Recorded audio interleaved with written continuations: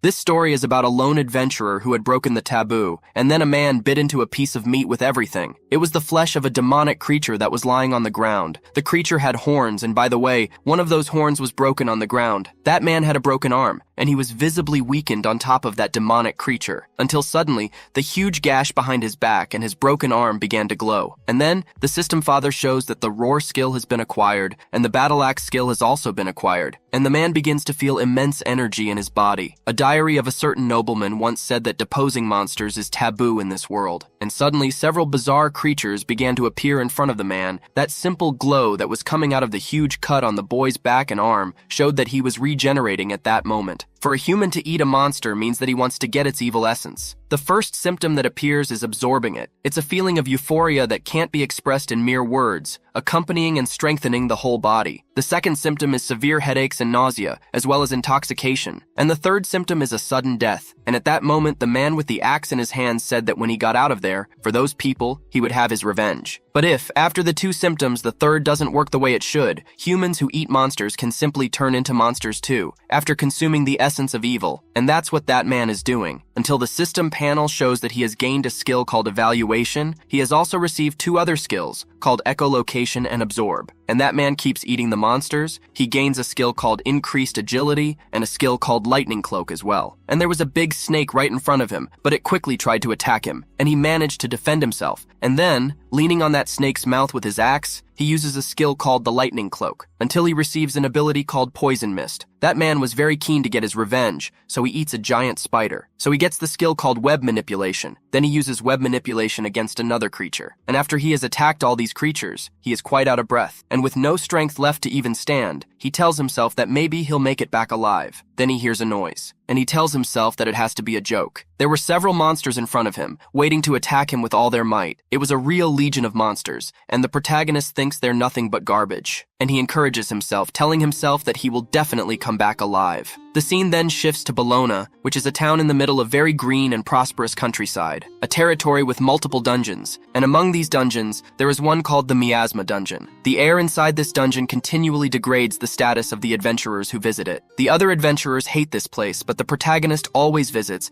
and before he knew it, they were already calling him the Butcher of the Miasma, until he sees something that puts a smile on his face, and he says it's really nice. There was a lot of grass there, and the protagonist says that there seems to be a lot of it today. That was the 6th floor of the dungeon. The miasma grasses have the effect of purifying the miasma, and are also an irreplaceable source of income for the protagonist, so he starts harvesting them. He thinks it won't take much and will be just what he needs. After picking some of them, he starts walking quite happily, thinking that this should last for 3 days, until he hears a noise and looks in the direction it was coming from. There were 3 rats there, and they were miasma rats, and the protagonist starts running towards those rats. Many of the monsters that live there use miasma and poison, which contributes greatly to adventurers disliking the place, but for the protagonist it won't work, so he attacks those miasma rats with everything. However, he is surprised by 2 miasma rats that have jumped right in front of him, but he had time to attack them too. But one of these rats simply grabs the protagonist's arm, and the protagonist comes face to face with that miasma rat, and he doesn't like it one bit, becoming apprehensive at that moment, until someone shouts fireball, and the protagonist quickly looks up. However, a gigantic explosion hits the miasma rat, causing the protagonist to fall to the ground, and he stares at that very bright explosion, his eyes a little wide. And then the boy says he made a mistake, and the protagonist quickly looks back to where he was. There were 3 boys there, and the boy on the right said that was why he had told him to get closer before shooting. When the protagonist sees them, he thinks they are familiar faces from the Adventurers Guild. And then the boy who had shot the fireball goes up to the protagonist, apologizes to him and asks if his name is Rude, and also says that he seemed to be in a bad way, and so he decided to help. However, the protagonist doesn't take the boy's hand and gets up, thanking him for it, and also saying that he would have thanked him if he had warned him before he tried to do anything. And the boy answers the protagonist by saying that's exactly what he did when he shouted fireball, and asks if the protagonist doesn't think so. And then one of the boys in the trio, a chubby one, catches their eye, and he says that the miasma grass colony was really there,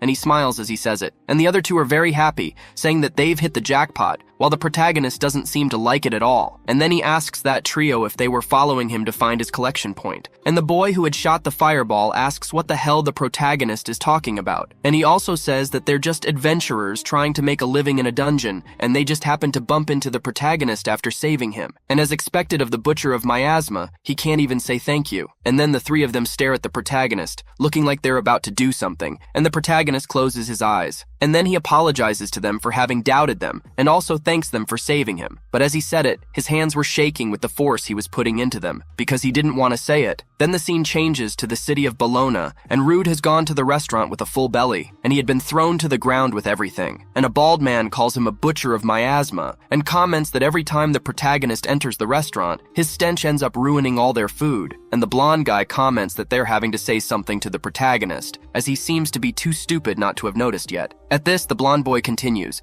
saying that adventurers are people with the ability to defeat monsters, and at that moment, he begins to make this fire in his hand. And then someone like the protagonist, with a skill as useless as nullifying abnormal statuses, isn't a real adventurer, and they start laughing after having said that. And the protagonist doesn't like the situation one bit. The nullification of abnormal statuses is the only skill the protagonist possesses, and it's useful for exploring the miasma dungeon, but there's a catch. She is not suited to defeating monsters, which is vital for adventurers, and as an individual without any battle skills, the protagonist is not welcome in any group, and he has earned the nickname the Miasma Butcher because he is always on the lower floors of the miasma dungeon, looking for items. And in other words, thanks to the horrible skill he possesses, he ended up becoming a renegade adventurer. The protagonist is already a grown man, and yet he is having life and death duels against lousy rats. And he wanted to know if he was really going to spend his whole life being the damned butcher of miasma. Then the scene changes to the Adventurers Guild. The protagonist thought he needed to find another colony while he still had money left over. And then, seeing some people there, he wonders at the same time what's going on because it's really noisy there today. And then he approaches the receptionist who is sitting down, and he asks if she has any good orders for today. And the girl, looking like she's not at all excited, says, "Here's the miasma butcher," and tells him that a new dungeon has been discovered. And the protagonist may have heard that, but he was wide-eyed, not believing that a new dungeon had been discovered. And he also thinks that new dungeons are filled with treasures and magical items, making them more than a golden opportunity for any adventurer. And the protagonist keeps looking around, thinking that now he's understood why it's so hectic today. And then the receptionist says there's something else. She says that as for the miasma herbs that Rude usually brings a lot of, as of today, their price has gone down. And the protagonist is completely shocked to hear it. He practically freaks out and asks the girl why she's saying that. He wants to know why the price has gone down. And the girl explains that the miasma dungeon was never popular in the first place, and from now on, since everyone is focused on the new dungeon, there won't be any demand for it. And the protagonist gets very upset listening to what she's saying. And the receptionist continues, saying that the new dungeon is located in the Yahello Mountains, but the protagonist is not allowed to go there, and the protagonist is shocked by what she has just said, asking why not. And the girl says that the requirement for the new dungeon is rank D upwards, so Rude, who is rank E, isn't qualified for it. And the protagonist is very frustrated at that moment, so he tells the receptionist that he'd really like to take a look at this new dungeon, and asks if there's anything he can do. And the receptionist sighs, saying it's the rules. And she also says that even if he goes there, he'll only end up dying in vain. And the protagonist just agrees with her. And then an adventurer tells the protagonist that if he wants it so badly, he wonders why he doesn't join his group as a porter. And that man kept smiling at the protagonist, as if he were sneering at him. The scene then switches to the outside, where a man is standing with a cart and his horse. And there the protagonist was with the other members of the group of the boy who had called him earlier. And the blonde man smiles at the protagonist, saying that it was very good that they had found him, and he had looked hard for someone to carry the materials for the new dungeon, but no one was willing. And the protagonist hears him say it without saying a word. And he thinks that this is probably because all the adventurers in the guild are gathering to go to the new dungeon, so it's difficult to find a porter. At this, the red-haired girl says that even so, of all people, she asks the leader of the group if he had to catch the butcher of miasma right away. And after she has said this, the boy to her left asks if he couldn't find someone better. And the boy, a little embarrassed at the moment and smiling to break the ice, tells them to stop it, and also says that the protagonist is a veteran adventurer, so he asks them if it wouldn't be better if they brought the miasma butcher instead of a beginner. And he told the protagonist that he was going to introduce himself again, and said that his name was Bayer and that he was the leader of the Scarlet Blades group. And he says that's Sasha and Rick, and the two of them show that they don't like Rude very much. And Bayer says that they are 3 rank D adventurers. And the protagonist says that his name is Rude, and he also says that he's a rank E adventurer,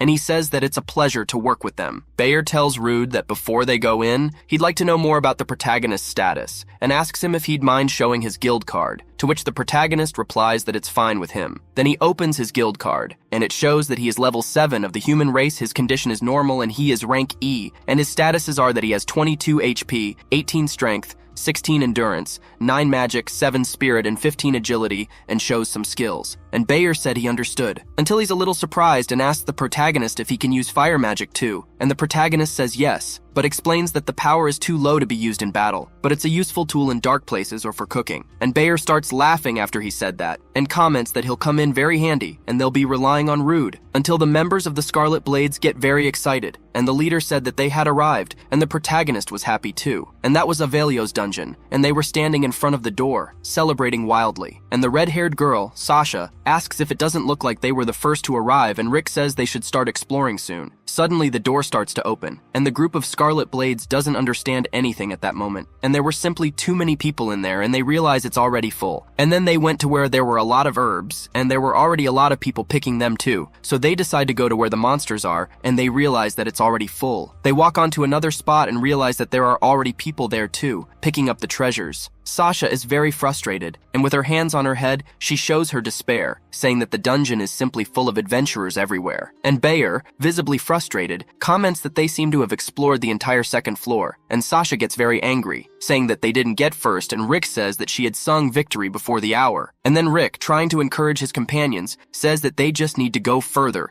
and there should be fewer people down there, and Sasha gets excited after Rick says that, and says that he's right. And the protagonist, hearing what the two of them have just said, says that no, that's a newly discovered dungeon, and first they'd better map the first layer and then the first. However, Sasha doesn't even wait for the protagonist to finish talking, without understanding anything, and asks if she really just heard the porter give his opinion, and Rick comments that that's why he's in rank E, and calls the protagonist a big uncle, and the protagonist doesn't know what to say at that moment. And then Bayer asks them both to stop it, and also says that Rude didn't mean it, and he goes on to say that he agrees with both of them, and if they carry on like this, they won't get good results, and they need to go deeper. Then they go to the fourth layer of the dungeon, and there a huge black dog starts salivating, heading towards the protagonist. And young Rude was completely frightened because he didn't want to become a skewer for that huge dog. Until Rick appears, protecting the protagonist as if he were Peach and Rick were Mario. And then Rick looks back at the protagonist, and with a smile on his face, as if in a heroic act, he asks the protagonist to stop being afraid of those little fish and calls him a big uncle again. And at that, Sasha was also attacking a monster, and Bayer cut a monster in half. And the protagonist is wide-eyed watching it all. He thinks that those people are strong,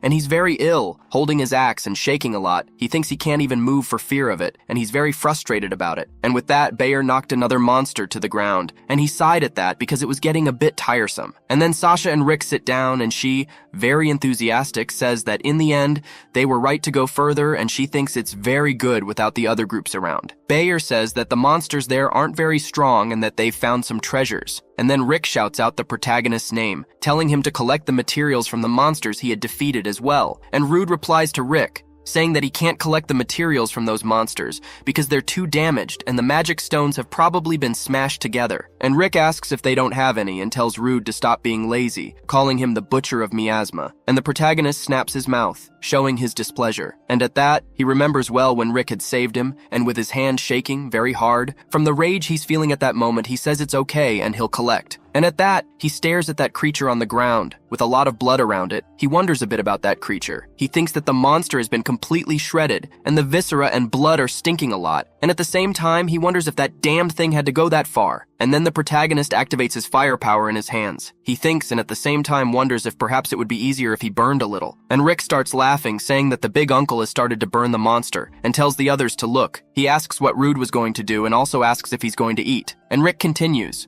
saying that this business of exploring the dungeon has made him hungry, and they've been exploring for too long, and he's starting to think that those monsters are appetizing too, and Sasha sticks her tongue out, saying that the monsters are disgusting and Rick should stop it, and she wonders if it isn't taboo for adventurers to eat monsters after all. They'll end up absorbing their mana and there's no telling what would happen to them. And Rick replies to Sasha with a smile on his face, saying that it's a joke, and when they get back, he'll use the money they got there to eat until he's satisfied. Then, suddenly something began to make the staff very uncomfortable, and the protagonist is confused at that moment, and a huge creature appears, and the Scarlet Blades think it can only be some kind of joke with their faces, It was a huge minotaur with an axe in his hands. The protagonist thinks that this is a rank B monster, well above the level of him and his comrades. At the same time, he wonders if that lair isn't too shallow for a minotaur, a rank B creature. The creature starts walking towards the group of scarlet blades, and the protagonist thinks and wonders at the same time, what on earth a creature with a higher level would be doing in a lair as shallow as that? Rick and Sasha soon become desperate, and Sasha comments that they won't be able to defeat that thing, and she asks what they're going to do now. And Bayer tells Rude that he's going to use the items, and asks him to pass the backpack on. And Bayer asks the protagonist to pay attention to the movements of that gigantic minotaur, and the protagonist just agrees with the leader. And then he asks Bayer if he has any plans in mind. And Bayer, with a smile on his face, says yes. With his sword in hand, he says he has a great plan, and then he simply slashes the protagonist's back with everything. And soon, Ruda falls to the ground without understanding anything that's happening, and then Bayer shouts Rick and Sasha. And then Rick, with a smile on his face, uses the warrior's encouragement, which makes the target attract the attention of the monsters. Throwing his axe on the ground, it was so strong that it made the axe break the ground. And Sasha uses Accelerate, which doubles their speed. And the protagonist on the ground, his voice trembling from his injury, asks if they were planning to abandon him from the start. And Bayer, with a completely psychopathic countenance, asks the protagonist if there is any other reason for them to bring the miasma butcher with them. And the protagonist is shocked by what he has just heard coming out of Bayer's mouth. And then Bayer starts running Rick and Sasha off, saying that the protagonist should make time for them. And the protagonist,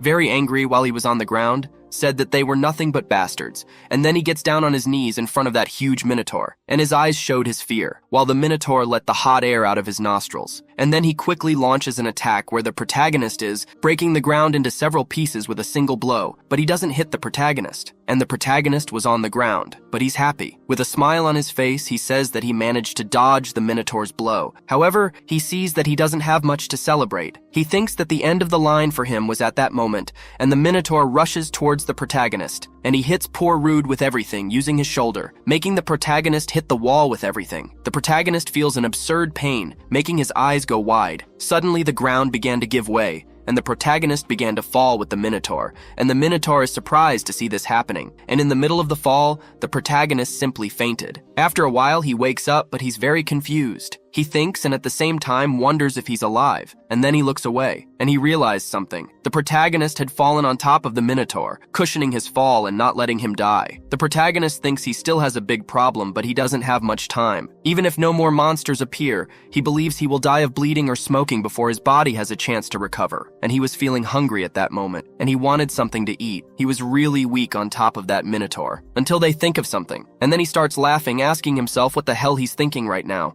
He had thought of eating a monster, which was that minotaur, and he thinks he can get into a lot of trouble doing that. The protagonist closes his eyes and thinks that he has led a miserable life, until he remembers a man who had asked him to listen and calls Rude a boy, because he heard it when he was a child. And he said that no matter how hard life gets, he should never give up. And then the protagonist doesn't see the choice, he simply starts eating the flesh of that minotaur. If a human who has run out of magic eats magic-rich monster meat, the monster's particles will invade their body, which is called a state of monstrification. It's a terrible fate, worse than death by poisoning. And at that moment, while he was eating, the protagonist went wide-eyed, and then he slices open the minotaur with a sword. The protagonist's other arm was broken, and that's why it's taboo. To recover the lost blood and satisfy his hunger, Rude made a bet, and it was this gamble that had brought about yet another unexpected mutation. And then, after satisfying his hunger, the protagonist begins to pay for that dungeon, which had bats everywhere in that dark place. And the protagonist walks off dragging that axe with him. And he was no longer the same, with red light coming out of his eye and his mouth full of blood, until the bats decide to attack the protagonist. And the protagonist uses a skill called roaring. This is a skill that intimidates opponents with a thunderous roar, and the bats are completely frightened by that roar, or the roar is so strong that they feel the G-force, and some can't stand it and start to fall. Then he uses the physical reinforcement skill, which temporarily boosts the user's physical strength, making the protagonist increase his muscles. So he decided to go out and destroy those bats with his axe, and after killing one of them, he eats its flesh. And then he gets the ability to call and locate, and he already uses it. This ability to detect creatures in the surroundings and to be effective in the dark. And with the help of the skill, the protagonist detects other creatures around him.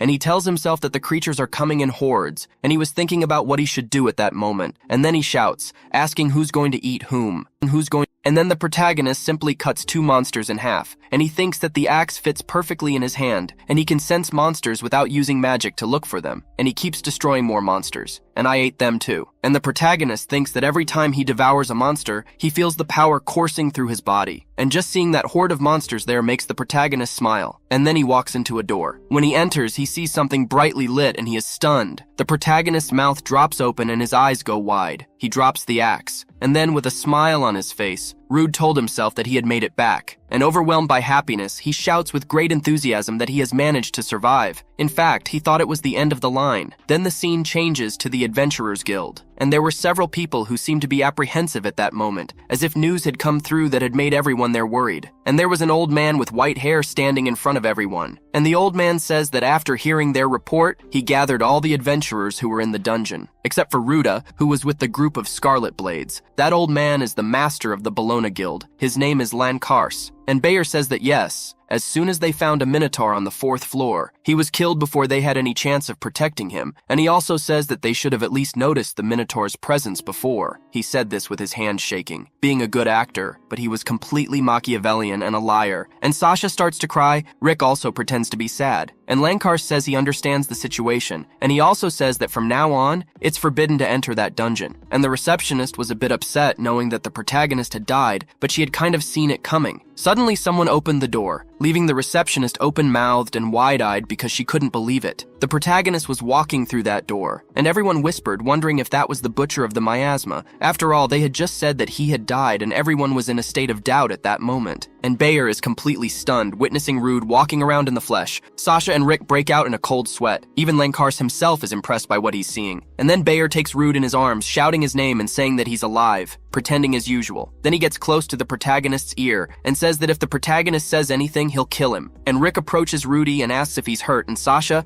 like a good liar, says in a shaky voice that they tried to go back to look for the protagonist, but the dungeon had been closed. And the protagonist doesn't speak a word at that moment, with one of Rick's hands on his shoulder. And Bayer, with his cynicism, begins to smile and says that whatever the case, Rude has survived and that deserves a celebration. But he says it can't be that way, until Bayer and Rick realize something that leaves them in doubt. They realize that they can't move, and the protagonist says that they had used him as a decoy. Everyone was extremely shocked by what he had just said, and Bayer, with a shaky voice, asks the protagonist what he's talking about, and Lankars asks the protagonist what he means by a lure, and Rudai replies to the guild leader that Bayer stole his supplies and attacked him from behind, and Bayer gets really worried at that moment. And the protagonist continues, saying that Rick used an ability to direct the Minotaur towards him, and then Sasha accelerated them away from the scene. And Bayer, in a moment of desperation, tells Lankars that he did nothing of the sort, and Lankars says that they will then clarify the truth of this story until a person wearing a mysterious garment covered with a hood and holding a staff starts walking towards them. She was a girl with long white hair, and everyone is shocked because she is a truth officer, and they wondered why a truth officer who hardly ever leaves the royal capital was there. And Lankars explains that it was because there had been a large number of deaths among the porters in their team, and he had collected an old debt for bringing them there. And then Lankars calls the truth officer and asks between Bayer's group and Rude who is telling the truth, and the truth officer quite bluntly said that the members of the Scarlet Blade are lying, and then she raises her staff and it begins to glow. She says that Rude is telling the truth, and Bayer begin to cry in despair, and the other adventurers are startled to hear it. Others start whispering a lot about it, and Bayer, completely desperate and shouting,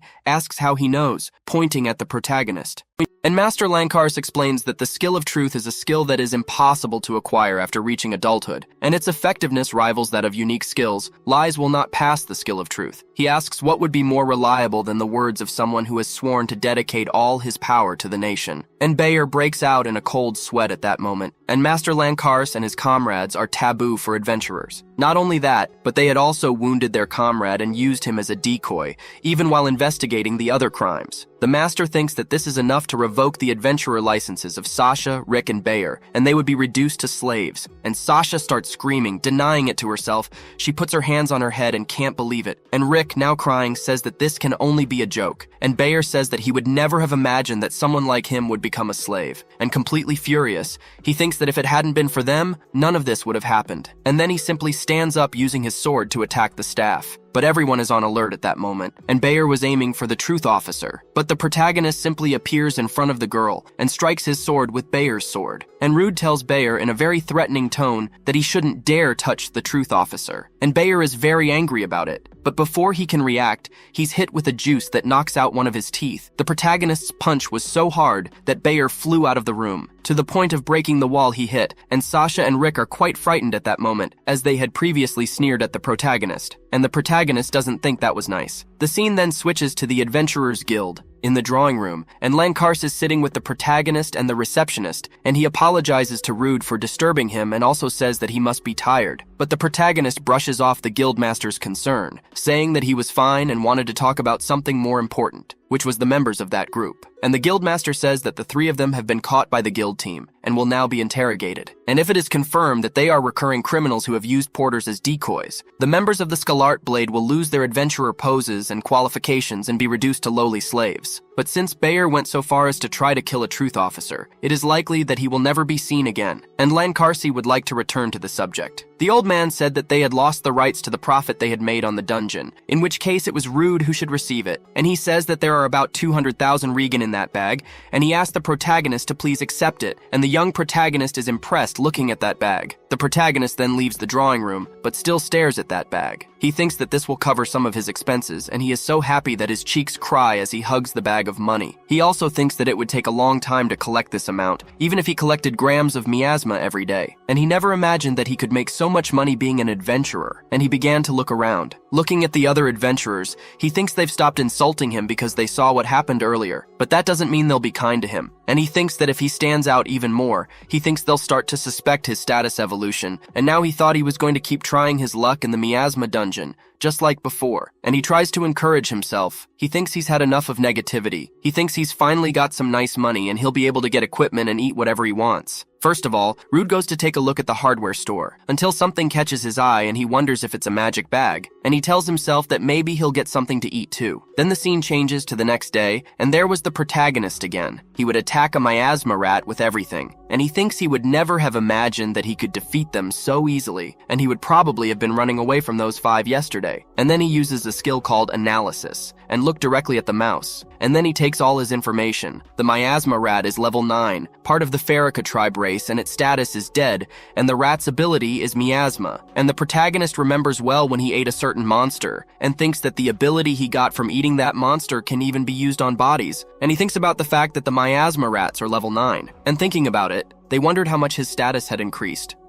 Since the rats were so easy, he figures he must be around level 20, and then he opens the status to see how he's doing, and he realized that he was at level 42, rank E. He had 188 HP, 156 strength, and 136 stamina. His MP was 136, his spirit was 112, and his agility 125. The protagonist's status had changed dramatically, and he was shocked to see that he was at level 42. He tells himself that yesterday he was at level 7, and that's very rare, and he needs to check the skills he's got as well. Then he opens the skills to check them out, and he's very surprised by what he's seeing. There are so many skills that he couldn't even count. He finds it truly incredible. He thinks that when he had passed the place where he fell into the dungeon, the wall that had been breached had already been sealed. The new band will spend some time sealed up, and today she was planning to do some light exploring in the miasma dungeon. But now, he just wants to test his new skills. Squeezing your hand very hard because of his enthusiasm, he thinks he wants to see how effective they are on deeper floors. And also he thinks he has to test that bag he bought earlier. He wants to choose the right monster for his first attempt. And then he goes to the 6th floor and he manages to pass smoothly. Then he goes to the 9th floor, and after a while he reaches the 13th floor. And he thinks they're not enough,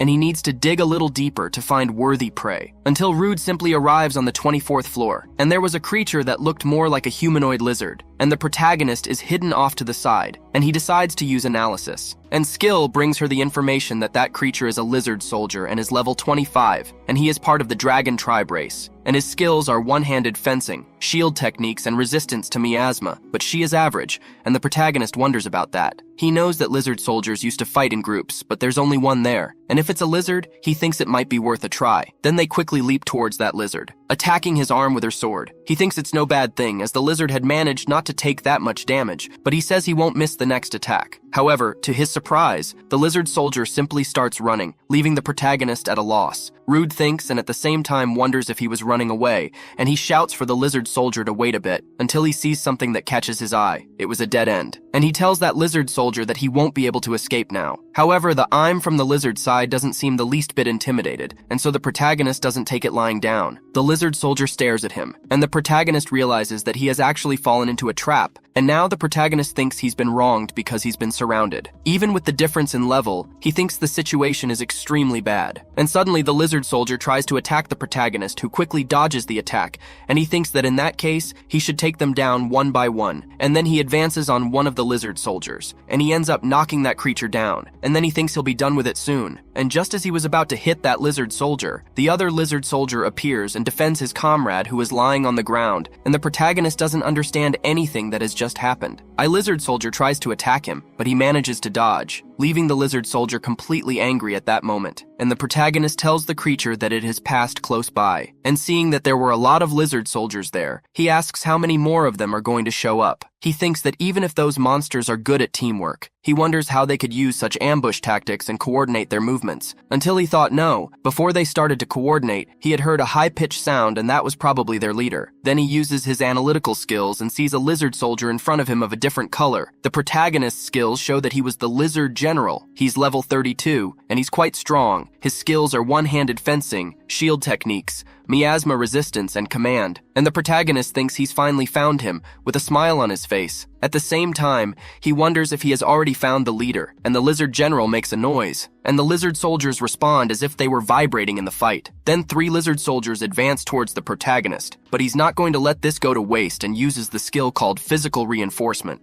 And then he goes out to face all those lizard soldiers, until he unleashes it on the head of one of the lizard soldiers and heads towards the lizard general. And he thought he had finally caught the general, and that he hits the lizard general with everything. But something has happened and the protagonist doesn't understand anything. He thinks, and at the same time wonders if the lizard general is unharmed. And then General Lizard tries to attack him, and Rude thinks he won't be able to dodge. And then he remembers and quickly uses a skill called the Iron Body, and tell the Lizard General that he's not the only one with a card up his sleeve. And in doing so, he uses his analytical skills to understand what is happening there. He thinks he definitely felt the impact, but he didn't manage to hurt the Soldier General. Looking at the statuses, he thinks that the creature doesn't have a skill that strengthens its resistance, and probably a skill from another lizard. He then began to look at the abilities of the other lizards, to see which of them had something that could help the Lizard General, and he can't see any special abilities. Until he saw something and thought it was him, who had a cut on his chest. He had a substitution technique, and the protagonist says that's exactly what it is. He's taken over from the Lizard General, and he quickly heads in the direction of that lizard soldier, and he hits the lizard soldier with everything. He says it must be hard to be a subordinate who's only there to act as a substitute, and he asks that lizard not to take it personally. And General Lagardo is quite furious, and I decided to go all out on the protagonist along with 2 other lizard soldiers. But the protagonist uses web manipulation skills, and he says that their having adjusted made things much easier for him, and now the lizards would get what they deserve. And he unleashes his skill on those lizards. The protagonist makes them all stick to the web, and then he says to himself, it looks like he's won. So he wastes no time in ripping General Lagardo's head off. The protagonist then puts his sword back on his back. He thinks now is the time to eat, and he says this with a smile on his face. He was really excited. He had bought the bag with the money he had earned from the guild, and the time had come to use it. The magic bag had a space inside it that is expanded with magic, and the weight is reduced completely when you close it. The protagonist had kitchen utensils and spices. He thinks that when he fell through that hidden floor, he was desperate to survive, but he always wanted to experience these things. He simply starts preparing the monster meat, and he wanted to know if the monster meat, if cooked properly and then eaten, would be interesting. He was drooling, until he finally picks up a piece of meat and takes a bite, and when he tastes it, the protagonist realizes that it's delicious, and he thinks he would never have imagined that monster meat would be so delicious, and he thinks he'll end up getting addicted to it. And in the process, the protagonist ended up learning some skills from eating the prepared monster meat. He learned one-handed fencing, shield techniques, miasma resistance, and command, and the protagonist is happy that he gained these skills. But as he eats, he thinks, and at the same time wonders why it tastes so good, and he also wonders if it's because of the monster's magic particles. The Minotaur's abilities, the spider armor, and the evil eye have been very useful for the protagonist, but he thinks he still has the abilities of the other monsters that he hasn't tested yet. There's the lightning wolf and also the black snake, and after eating, the protagonist thinks that everything is fine and on the way back, maybe he should try eating more monsters. but then he realizes something. He thinks he also had that lizard replaced. Next, the protagonist goes to the miasma dungeon on the 21st floor, and there were various creatures there. And quickly, the protagonist uses the lightning cloak skill, hitting those purple butterflies and frogs, and at that, he gets a smile on his face, thinking that this skill is very useful, and it seems that those monsters were specialized in inflicting abnormal statuses, but ended up getting the wrong opponent. And the protagonist, smiling because he's so excited, says to himself that now he's going to eat frog meat with insects, and he just starts preparing it. The protagonist makes empanadas, and he starts to eat, with a smile on his face. He thinks that the poisonous frogs are very, very soft, and the taste reminds Rude of mushrooms, and makes him want a very cold drink to go with it. Then the system panel starts to show that he has obtained the skills poison, temperature variation, powder scale, paralyzing powder scale, and aerial cut, until the protagonist hears a noise. And he quickly turns his face away, thinking and at the same time wondering what that was. There was a crashing sound and human voices, and then he thinks and wonders if there are adventurers who have come this far. And then he's grateful for the food and starts putting his things away. He also thinks it's rare to see other groups in combat, and he thinks it's great luck that he might be able to get some information from them. Then the scene changed to a group of men, and a girl was on the ground, the man's sword bloody. He had hit that girl's arm, and one of the men says that it hurt, and he can't believe she still has so much magic left. And the other boy comments that the work she has put in for them will pay off in the end. And then he takes off the girl's hood, and he says that after all, they are talking about an elf, and they wondered how much that elf could be worth, until the protagonist appears and comments that he was hoping to meet some friendly adventurers. And then the men turn towards the protagonist's voice and they didn't understand a thing. And then the protagonist starts walking towards those men and continues, saying that he doesn't know what's going on there, but he couldn't stand by and watch a woman being attacked. And the man with black hair and a scar on his face asks Rude who he is. And Rude, with a smile on his face, says that he is an adventurer. And at the same time, he thinks that even if he is rank E, he is still an adventurer. Until the elf shouts for the protagonist to get out of there and explains that these guys are adventurer hunters. And the protagonist thinks and at the same time wonders what she means by adventurer hunters. And in this, he uses his ability to analyze. He also thinks that he had heard that they are all high-level adventurers. And with that, he thinks, and at the same time wonders if he couldn't see the status of that man, who is called Falsus and is at level 65. That's all the protagonist could know. And then he decides to look at the others and realizes that he can't see either. He thinks and at the same time wonders if these guys have obscuring abilities or some kind of magical tool. And then Falsus orders the men to take the protagonist. At this, the blonde boy says that he understands perfectly and prepares to attack Ruda. And the protagonist is quite surprised at that moment, thinking that the boy is really fast. And then he quickly draws his sword and manages to defend himself. And the boy tells the protagonist that what he's just done isn't bad at all. And the protagonist tells him that the boy is actually weak, in an attempt to provoke him. And then the boy tells him that he's not weak. And the protagonist starts trying harder not to end up being attacked. And the man tells the protagonist that he's going to smash his head in. And then the protagonist simply activates his poison ability, throwing poison in the blonde boy's face. And he started screaming, because that poison was like acid burning his face. Everyone doesn't understand what's happening to Zarius, and also asks if the protagonist has just spat poison in Zarius's face. Men think it's almost as if Rude is a monster, and the protagonist thinks that this is a rather careless way of fighting and doesn't befit an adventurer, but it's the only way a trashy guy like him has found to survive. Meanwhile, Zarius was burning himself out, and Falsus thinks and at the same time wonders if it's a unique poison ability, and it seems they can't just underestimate the protagonist. And then he says that the three of them are going to move against Rude at once, and then the three of them jump, and all the protagonist can do at that moment is try to defend himself. The protagonist thinks that if he stops for even a second, he will end up dying, and then he turns away, until one of the men catches him by surprise, about to kick him, and the protagonist, visibly nervous, uses the iron body skill before things get too bad for him, and then he gets kicked by the guy and falls into the swamp. And Falsus thinks Rude is tough, because from the kick he gave him, he thought he was going to break the protagonist's neck. And then the protagonist tries to pull himself together, but the other member of the group approaches. He said he was going to take his life right there. However, the protagonist gets up very quickly and starts running, and the boy tells him not to start running away now, until Falsus tells his subordinate to stop following the protagonist. It's a poisonous swamp, and there's no guarantee that he'll make it out alive if he keeps going. And he also says that Rude won't be able to withstand the swamp's poison either, and he should be back soon. Meanwhile, the protagonist was advancing through that swamp. He was panting heavily, and seeing those men, he asked himself how long they planned to wait for him, and he thought the time had come for him to fight as an adventurer. The protagonist thinks he was lucky to have fallen into that poisonous swamp, But in addition to the usual miasma, the steam around the swamp will quickly drain the adventurer's stamina. One of the men wonders how long the protagonist is planning to stay there, and the other guy next to him says that it's been 10 minutes and his head has started to hurt and he's not feeling well. And the protagonist thinks that he thinks the time has come and he would like to weaken them a little more. But if he takes too long there, he would be causing even more suffering for that girl who is already hurt. And then he begins to approach that group of men and asks if it's hard for them, having to endure the effects of the poison and miasma. And then the men ask the protagonist if he has finally given up. And the man said that the protagonist had caused a lot of trouble for them. And the protagonist tells those men that, unfortunately for them, he is immune to abnormal statuses,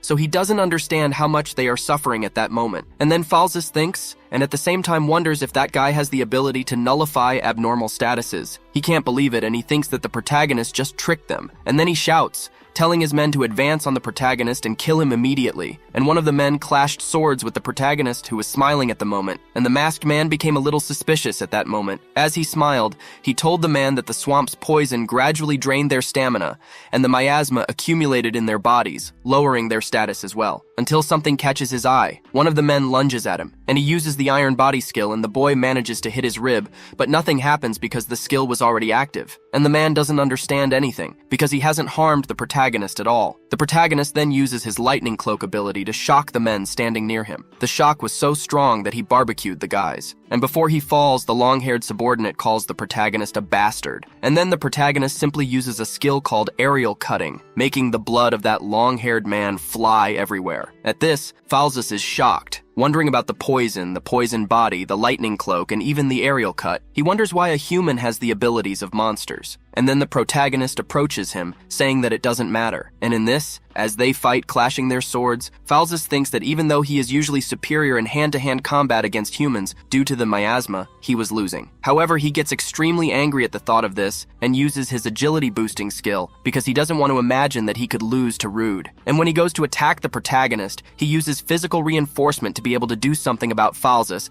and he succeeds. The protagonist simply breaks Falsus' sword and also cuts Falsus in half, leaving him wide-eyed. He can't believe what has just happened. And the protagonist says that if it weren't for his abnormal status, Falsus would be much stronger than he is. Then after he has defeated the men, the elf thanks the protagonist for saving her, and she also says that she doesn't know what would have happened to her if he hadn't shown up. And the protagonist tells the elf that he couldn't leave her in that situation. And at the same time, he thinks she's trying to keep her composure, but her body is still being affected by the miasma. He then commented that he had done everything in his power to provide first aid. But leaving that aside, the protagonist is aware that it is rare to see an elf in such a remote area, and at the same time, he wonders what led her to be pursued by adventurer hunters, until something surprises them. It was a monster, but it looked like a giant moth, and the protagonist thinks that he must be the leader of the moths, and quickly uses his analytical skills. And you see that she is level 37, and her abilities are poisonous scales, poison resistance, aerial slashing, paralyzing scales, miasma resistance, and moth eyes. And then she prepares to attack Rude, and he thinks she's not going to beat him just because she's big. But just as he was about to use his skill, he was surprised again. The giant moth simply launches the aerial cut at him, and he's very lucky not to be hit. The elf also dodges the moth's attack,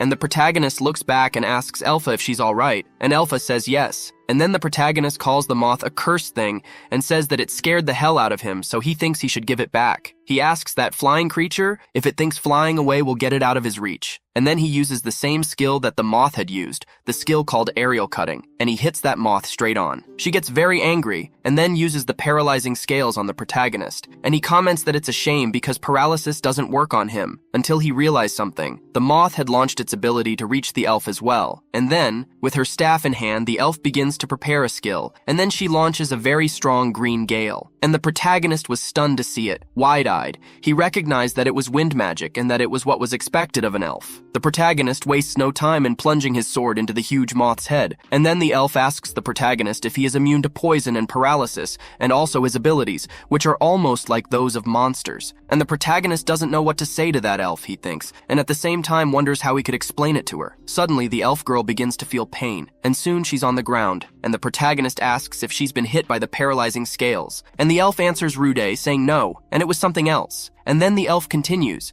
saying that everything is fine, and after they leave that place, she will tell her story to the protagonist. Then they leave the dungeon, and the elf feels relieved. She comments to the protagonist that she feels much better now that she's out of the labyrinth. And she also said that before she explains to him what happened, she's going to introduce herself. She told the protagonist that her name is Alicia, and she's a former adventurer. And the protagonist, having heard her speak, is extremely shocked, wide-eyed. He tells her not to say that she's the one known as Alicia from the Emerald Storm, and Alicia starts laughing, telling the protagonist here that he already knew her. And the protagonist says that yes, she is from an S-rank group, which was the most renowned in the kingdom of Ludius. I know it as Azure Trails, and everyone knows the members of this group. And the elf confirms it, but she doesn't seem that excited anymore, and she also says that 5 years ago, they were defeated by monsters. That day, they had challenged a monster that was waiting for them in the depths of the S-rank dungeon, called the Dungeon of the Abyss. In that battle, they had lost their leader and another member who had to retire due to the severity of his injuries, and the other was devoured by the labyrinth. And she goes on to say that she didn't come out intact either, she needs to show the mark. However, the protagonist shouts, asking her to wait, and he asks what she is doing. And then he's on alert because she's showing him the brand. She explains that this is the curse that was placed on her that day, and it's called the low-level curse. The protagonist wonders about this low-level curse and comments to the elf that he has never heard of it, and Alicia replies that she had never heard of it either until she received the curse. She also said that she had tried every possible method to break this curse, but she had only managed to slow down its progress. She explains that those adventurer hunters had discovered her curse and were planning to take advantage of it to make a profit. Anyway, in the end, she'll die when her level reaches 0. But she also told the protagonist that she couldn't bear the thought of giving in to those guys, and the protagonist didn't say anything at the time until he realizes something. And then, with his eyes showing astonishment, he tells the girl that he thinks he can help her with this curse. And in that, he looks at his skills. He takes a look at the substitution skill, and it's a skill that allows the individual to select a target and take their attacks and negative statuses. The protagonist tells Alicia that he wants to try something, and then he asks Alicia if she can receive the ability he's going to activate, but the elf doesn't quite understand what rude means. And then the protagonist says that everything is fine, and then he puts his hand on Alicia's shoulder, and at that, he activates the skill, and quickly, his hand begins to glow on the elf's shoulder. And at that moment, Alicia feels the energy going to the protagonist, and then she thinks and wonders at the same time if her curse is passing on to him. And then she quickly shouts, asking the protagonist to stop, because if he carries on like this, he'll end up being affected. But the protagonist answers her with a smile on his face, saying that everything is fine and asks her to trust him. And all the energy from the curse goes to the protagonist. While the girl doesn't seem to be at all relaxed about it, I keep smiling for the protagonist. And a unique ability was activated, the ability called nullification of abnormal statuses, and suddenly, the curse is broken. And the protagonist is very happy at that moment, thinking that it worked. The elf doesn't understand, asking the protagonist what that was all about, and Rude asks her to bring his guild card. And then Alicia sees that she's level 43, her rank is S, and her status is normal. And with her cheeks flushed, she said that it wasn't possible, and indeed the curse had been broken. And the protagonist explains to the elf that his unique ability is status nullification, and he thought he could unify her curse if he took it, and he's very happy that it worked. And when Alicia asks the protagonist if he's an idiot or something, he doesn't understand a thing, and she goes on to say that he's risking so much for a complete stranger, but she's grateful for it, giving the protagonist a big smile, and even tears of happiness fall from her eyes. And the protagonist is left with a smile on his face. And then he grabs her shoulder and says there's nothing to be thankful for. Then the scene changes to a tavern, and Elpha slams a mug on the table. She was very happy and smiling, and she comments that the food there is cheap and the drink is delicious. And she says that the protagonist knows good places, and the protagonist just gives her a thumbs up with his hand, thinking it's good until they kick him out. And then he asks the elf if she's going to be okay drinking that much, since she was seriously injured a few hours ago. And the girl, with a smile on her face, replies to the protagonist, saying that she's ready for another one, and moreover, on a day as good as this one. She knocks on the protagonist's mug, toasts, and asks why she wouldn't drink. The protagonist then asks what Alicia plans to do now, and Alicia says she'd like to get to know Rude better, and he's surprised by her answer because he didn't expect it. Then the elf asks Rude why he decided to become an adventurer, and the protagonist explains that a long time ago, the village he lived in was attacked by monsters, and those monsters killed his family and friends. They had taken everything from him, but thanks to a rank S adventurer who appeared at just the right moment and fought off a multi-headed snake that was in front of the protagonist, he managed to survive, and he will never forget the vision he had of that adventurer. Since then, he has set his sights on becoming an S-rank adventurer so that he can also help people, and that is his goal. And the girl keeps thinking about what he said and says it's a good goal. Then he asks her if she's not going to laugh, and Alicia responds in a very kind way by telling the protagonist that she too dreamed of reaching the S-rank, and what's more, she was always aiming to become stronger before she was cursed, and she says she's sure there are still companions trapped in the depths of the Abyss dungeon, and then, whatever the cost, she'll challenge that monster again. But for now, until she's strong enough to fulfill her goal, she asks if the protagonist wouldn't like to form a group with her, and the protagonist was going to answer her. Suddenly, the man takes the elf's hand, and he comments to the protagonist that he was drinking with a very attractive girl, and he again calls the protagonist a butcher of miasma. The protagonist was deeply annoyed, thinking that those guys were there again. And then they tell the elf to stop drinking with a garbage person like the butcher of miasma, and I ask her what she thinks about going with them. However, the protagonist grabs the boy's shoulder and asks him to let her go, and the boy doesn't like it at all, grabbing the collar of the protagonist's clothes and calling him a bastard. However, the protagonist isn't frightened in the slightest, and then the elf said that they could stop now, and the two of them became alert at that moment, and she asked if they were in a tavern or not, and she said that if they want to fight, it should be another way, and then she organizes something, and she says that whoever drinks the most will win, and she quickly drinks it all down. Not only her, but the two guys who were oppressing the protagonist last time were also drinking. It was the various drinking mugs, and the protagonist may be having fun with it, until they drank so much that they fell over. But the elf didn't fall, and it was she who ended up the winner, and she stares at the protagonist with her cheeks flushed and a smile on her face, as if she were quite proud of her chest. And the protagonist smiles at her and waves his hand in the affirmative. Then they both lean against the wall, and the protagonist comments that Alicia had done well, considering that she had been drinking before the competition, and the girl smiles at that moment. And then she tells the protagonist that he's her savior, and she doesn't go so far downhill as to stop watching, when her savior was being ridiculed, until she falls all the way, but the protagonist holds her in the air, and he thinks he has no choice. And that's when he uses his substitution skills, saying that she should transfer her drunkenness to him, because after all, he can't get drunk. And then the elf, completely excited, says that first it was her curse and now it's drunkenness, and she finds this ability of the protagonist extremely wonderful, and now she wants more than ever to form a group with him. And then she says that everything is fine and they could drink more, but the protagonist asks her to take it easy. Then, seeing their special dish, which was grilled barnamas, Alicia comments that it's just a shame she can't try their special dish. And the chef comments, being honest, that it seems that monsters have taken over the Barnabas fishing grounds, and he had sent a request to the guild, but it seems that all the high-level adventurers are currently away. And then he looks at those two and asks here if it's all right, couldn't they accept his request? And then the scene changes to the fishing grounds of Barnabas, and Alicia comments here, so these are the fishing grounds of Barnabas, and they were in a boat. And the girl tells the protagonist that they have to defeat these monsters quickly in order to eat that special dish, and the protagonist completely agrees with her, until something catches his eye, and he looks in the direction. And for the protagonist, he's very enthusiastic, saying that it was this monster that the owner was talking about. It was a huge fish. And then the girl tells Rude that they don't stand a chance because there are too many of them around. The protagonist uses his analysis skill and sees that the giant fish is called Gurnib,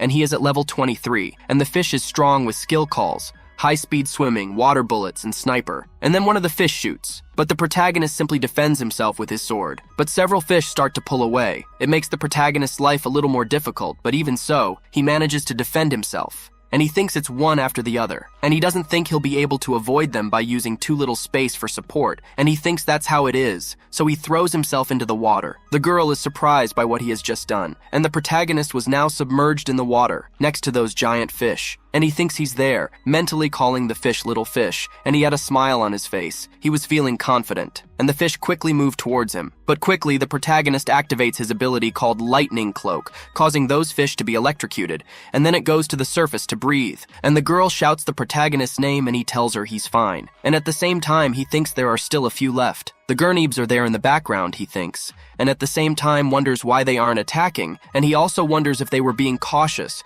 or trying to protect something. And then he tells the elf that he's going to dive down and see what's going on, and also, if possible, he'd like her to do something for him. And Alicia is in a doubtful mood at that moment. The protagonist starts to swim towards the bottom of the water, reaching the fish. He thinks he already knew. They weren't really attacking him, and also, they're not running away, and he believes they must be trying to protect something, until he sees something that catches his eye. He didn't know what the hell it was, and he quickly activates his analysis skills. And he sees that it's a crab with tentacles, and he's level 38, and his abilities are paralysis poison, poison resistance, autonomy, and accelerated healing. And the protagonist thinks it's a huge anemone, and at the same time, he wonders if it's a hermit crab. Then all of a sudden, the crab's leg simply comes off, becoming a huge fish. And the protagonist realizes that it is he who is generating the Gurnibs. He thinks that if he doesn't defeat that crab, there's no point in killing Gurnibs, and since he's not showing any signs of wanting to attack him, he'll prepare first. Until suddenly, he is surprised. a tentacle simply grabs him by the leg, and the protagonist is completely frustrated at that moment because the Gurnibs were going to attack him, and he thinks that the reason the Gurnibs aren't attacking him is because they're trying to get his attention away from the tentacles, and he thinks that's how that crab wanted to play. He simply prepares the lightning cloak skill again, electrocuting everything around him, and he wondered what that crab thought of it, and he also thought that as long as he was in contact with it, even a body as big as his should be, until he realized something. The tentacles were simply wrapped around him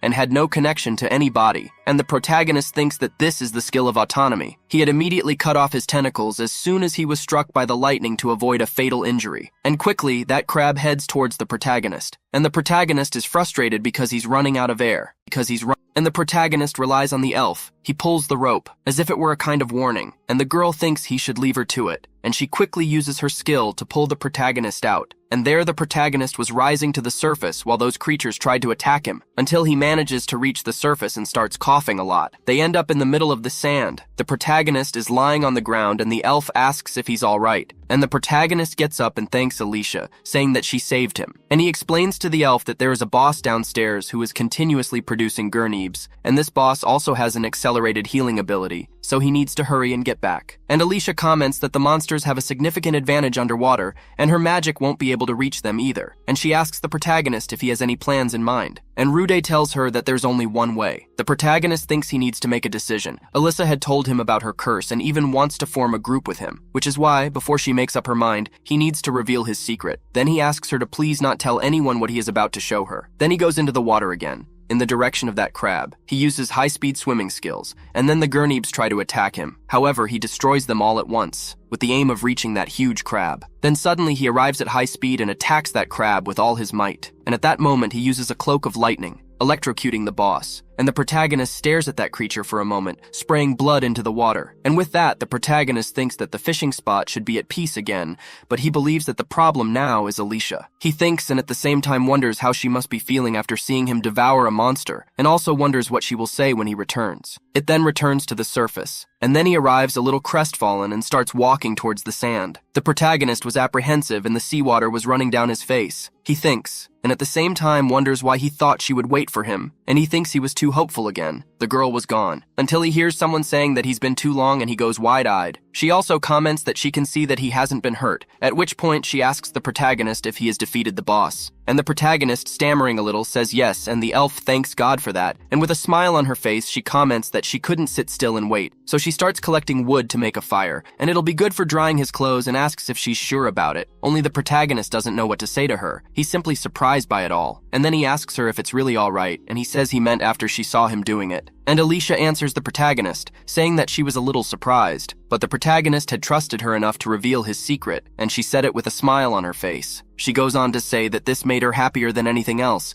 and the protagonist goes wide-eyed because her response had surprised him and all his expectations. He replies that he understood what she meant and thanks her for it, until he realizes something, and he says that he also wants to get the boss's abilities, so he cut off a part and brought it with him. He had brought some of that crab and a fish and commented that he thought it would be strange if only he ate it, and the girl tells him not to say that. The protagonist interrupts her speech by saying that's exactly what it is. He's brought a Barnabas, and he thinks it might be strange to eat near a monster, and the girl simply didn't let him finish his speech. With great enthusiasm and a smile on her face, she told the protagonist that she was going to eat, and her cheeks were flushed. And the protagonist starts laughing, and he said that it was all right, and then while they were eating, he would tell her about the first time he had eaten a monster. And then the protagonist was preparing the fish meat for the girl in the pan, and after she tastes it, she comments that it's delicious, but she's still surprised that he eats monsters, and wonders if that's why. And the protagonist says that it was thanks to this that E-ranked weaklings like him came one step closer to realizing their dream. And Alicia says she understands, and also comments that he used this power to save her from the adventurer hunters and her curse. And she comments that there's a catch. When they're cooked this way, the monsters look very tasty. And at that moment, the protagonist was eating fillets of Gurnibs and also had miso from sautéed tentacles.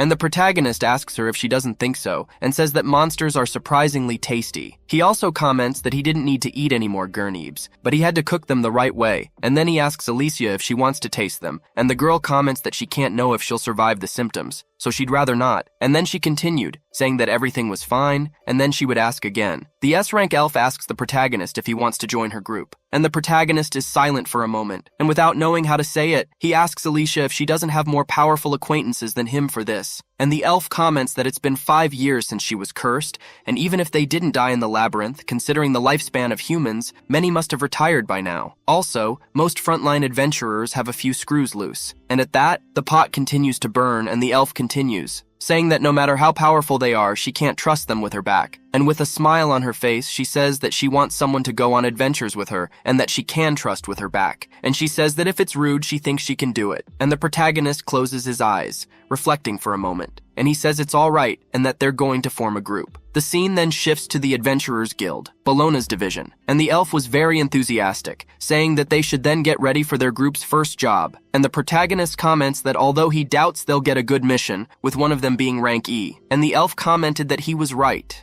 And so for their first time, they would take what they could get, and the people around them stared at them, as if they didn't like the presence of the protagonist and were frightened to see an elf. They go to the receptionist, and then Alicia, with a smile on her face, tells the receptionist that they will be forming a group as of today, and asks if she could register the two of them. She sees Alicia's card and is extremely shocked, wondering if she is an S-rank adventurer. And she realizes that it was Alicia from the Emerald Storm, and she sees that her unique ability is spirit magic, and her skills are staff techniques, body technique, bow technique, magic creation, long-range vision, and several others. And then, extremely stunned, the receptionist asks what Alicia would be doing with the Butcher of Miasma. However, Alicia doesn't like her question at all and asks what she's just said. And the receptionist frowns and says that it's nothing and that it's understood. And she says that she would also like to raise Rude's rank, so she asks him what requirements he needs. And the receptionist, looking at the papers, comments that Rude has collected enough achievements and is only missing the battle achievements. The elf then asks the receptionist to give her and the protagonist the most difficult subjugation mission, and the receptionist says that everything is fine and gives her this mission. The scene then shifts to the outskirts of Bologna, which was the location of the subjugation mission. The mass was an extermination of a pack of gray wolves, and the gray wolf was at level 11 and the skill was scent detection. The protagonist quickly uses the skill called stealth and appears behind those wolves, and he quickly attacks them all at once without them being able to defend themselves. And then more wolves arrive, and the protagonist tells Alicia that the reinforcements are all hers. And Elpha says it's going to be easy, and then she calls Sylphide, and she asks Sylphide to lend her power, and the protagonist stands there with his mouth open and his eyes wide, thinking that this is Alicia's unique ability. There is spirit magic, and the wolves rush towards the elf with all their fury, and she uses a skill called Cutting Gale, obliterating all the wolves in front of her. The protagonist is very surprised by what he has just seen. He thinks she has absurd strength, and the girl breathes a sigh of relief after practically tearing up the floor, and the protagonist comes to think that you can't dodge something like that. And the elf says that she thinks her power from before she was cursed isn't really coming out, and the protagonist is visibly apprehensive when he hears her say this, and he thinks he can't imagine what it would be like at full strength, until something catches the protagonist's eye. Several wolves appeared behind him, and he gets frustrated at that moment. Thinking that there were still so many hidden, he believes he won't be able to block them in time. Just then, a wolf was about to fall on the protagonist, until the elf screams for Sylphide. Suddenly the wolves couldn't understand anything. The protagonist had disappeared, until they hear the protagonist scream from upstairs. And he says it's really incredible, and he comments that Alicia can do incredible things. Then he thanks her for saving him, and the elf tells the protagonist that if he wants to thank someone, he should thank that little girl. But she also comments that they can't seem to let their guard down just yet. She saw about 5 more watching them from the bushes, and there are probably many more hidden away. And the protagonist says that he thinks it's his turn, so he uses a skill called echolocation, and then he sees that there are about 30 gray wolves, and he thinks that added to what they've already found, they'll be able to complete their goal in one fell swoop. And then he calls the elf and asks her to attack where he indicates. And suddenly, the wolves kept looking up, for a green light was coming from there, until a spell hits the ground causing them to start running in fright. However, the elf's magical power followed those dogs, and the protagonist thinks that echolocation loses precision in open spaces, and even Alicia can't aim at several eggs at once. But if they attack in a circle, they can gather the gray wolves in one place. And then Elpha thinks that everything is fine and she has done her part. And now the rest is up to the protagonist. Rude then uses a skill called Paralyzing Breath, and soon, the gray wolves begin to fall, completely paralyzed, and the protagonist simply does what he has to do. He then tells Alicia that there are 52 in total. He had gathered the amount of gray wolves, and the girl comments that she can't believe they had found so many in one day.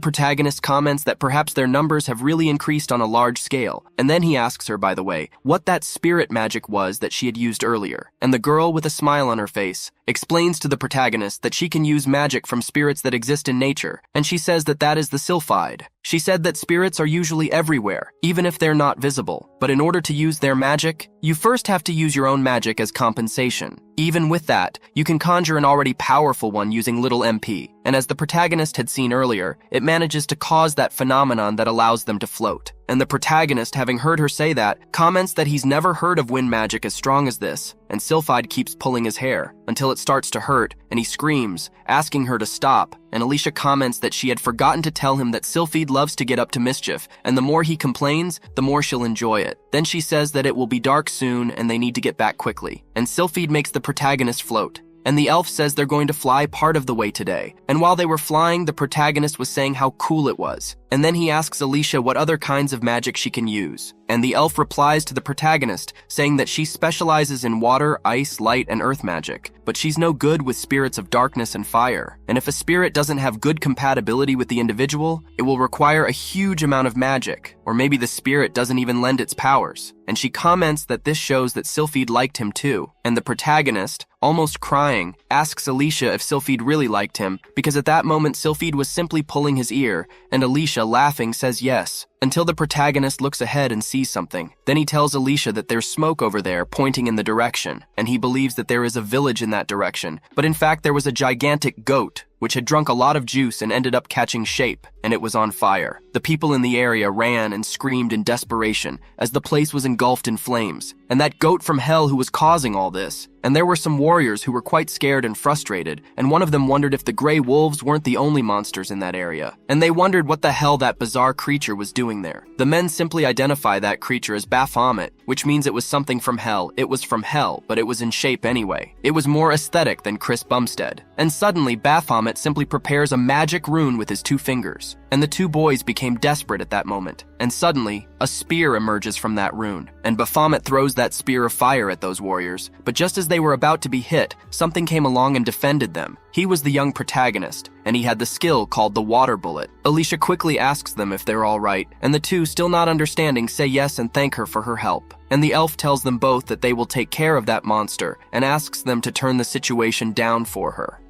Meanwhile, the protagonist was running with his sword in hand, and he uses his skill called analysis, turning his eye yellow, and he sees that the creature is called Baphomet, and it is at level 27, and has abilities that are fire magic principles, increased mana recovery speed, mental reinforcement, echolocation, and earth magic principles. And the protagonist thinks that even though Baphomet's level is below that of the lizard general, his statuses are still on another level, and he thinks that means he's different from ordinary monsters. When the protagonist sees that creature, he thinks about the ability he has, called the Principles of Magic. The protagonist thinks that the fire magic he has is very weak, and not something he could use in battle, but he believes that if he could eat that monster's flesh, he might be able to use magic in battle as well, so he gets very excited about it, and after thinking about it, he gets a smile on his face, and then he quickly tries to attack that Baphomet. However, the creature manages to block the protagonist's attack, and Rude can't believe it, and he looks at the creature's paw, and at the same time wonders if it's the Iron Claw skill, and if it is, he'll try to use brute force. However, to the protagonist's misfortune, the creature simply summons 2 spears of fire, surprising the protagonist, and then an explosion happens. He quickly catches the elf's eye and she looks back, and she sees a puff of smoke on the protagonist and shouts his name. Then she asks the protagonist if he's alright, and the protagonist replies that he is. And looking at the Baphomet, the protagonist thinks that it looks like he fired 2 and left the other 2 on standby to use in his defense, and he thinks that monster is a tough opponent. And then Alicia tells the protagonist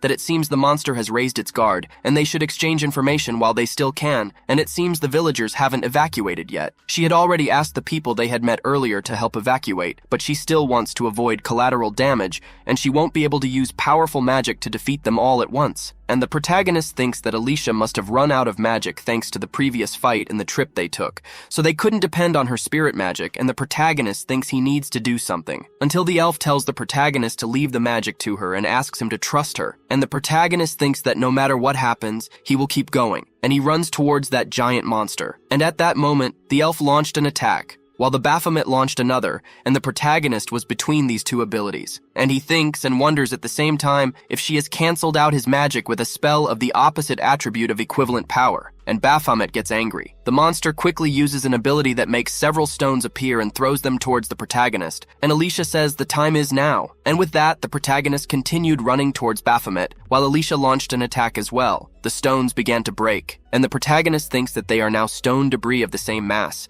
and he realizes that she is talking magic while avoiding collateral damage, and he thinks that Alicia's control of magic is absurd. And for him, that's what's expected of a former S rank. And then he jumps on top of that huge monster, and at that moment, he uses his physical reinforcement ability and cuts off Baphomet's fingers. And Baphomet gets very angry, and when he was about to attack the protagonist, he simply gets hit with fire, and that fire burns his mouth completely off. And Alicia asks Baphomet how he feels about tasting his own power. They had simply made goat barbecue. And then the scene changed for the people in the village, who were all very frightened by the whole situation. And then, the boy comments on that explosion from earlier and that terrible scream. He wonders if those adventurers managed to defeat that gigantic monster. And the bald man says he's sorry, and if he hadn't been hurt, he could have stayed behind to help those adventurers. Until something surprises everyone. It was Alicia who was there, and she was smiling, thanking the two boys for helping with the evacuation. And the boy says that the elf is fine, and she replies that she is and says that Baphomet has been defeated. And she also said that she had dealt him a fatal blow, but if he manages to survive, he could attack again, so they need to go after him. And people get worried when they hear her say that. And then Alicia comments that this is why she had to ask them for a small favor, and the boy quite bravely tells her that as long as it's within their power, they'll do anything. Then he hears the sound of an empty stomach and is surprised.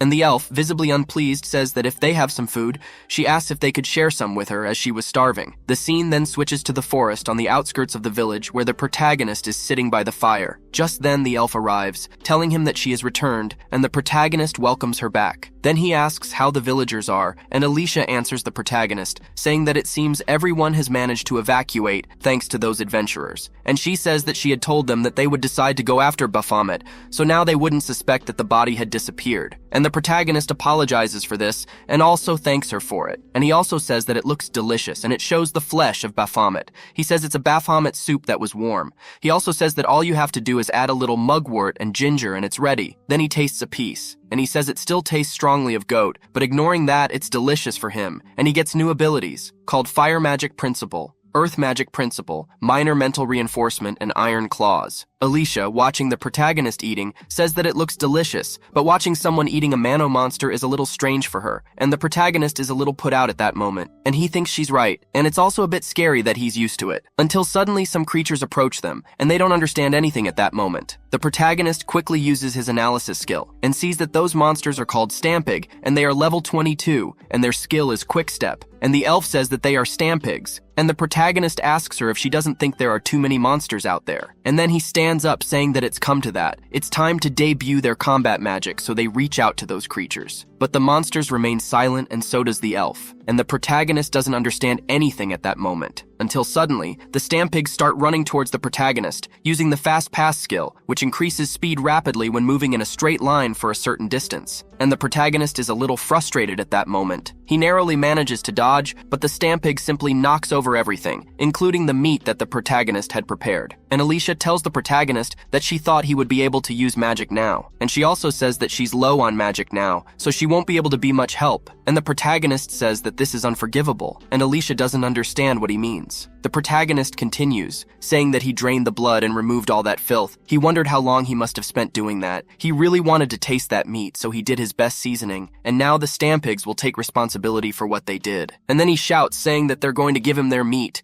He was so furious that light came out of his eyes, until suddenly, the elf simply tugs him from behind, leaving the protagonist at a loss, and she asks him to calm down. And she comments that the skill they've just used is called Quick Step, and it increases their pulling power, making any attack have considerable force. And she goes on to say that even if it's not very favorable, they should fight at a distance to avoid the reach of the fast pace. In other words, she tells the protagonist that they need to back off for now, and they start running from those pigs with hair. Then the monster was sniffing around trying to find the protagonist, and his companion, Rude and Alicia, were up in the tree, and the elf thought that he might have managed to lose those hairy pigs. And then she starts whispering to the protagonist, talking about the magic he didn't manage to conjure up earlier. And the protagonist comments that he's never had any problems activating the skills he's acquired, or at least not until now. The elf asks the protagonist what he thinks of checking with his analytical skills, and the protagonist says that she remembers it well. Then he quickly uses analysis, and he sees that in the principles of fire magic, holders of this stability will instinctively understand how to heal fire magic, and in the principles of earth magic,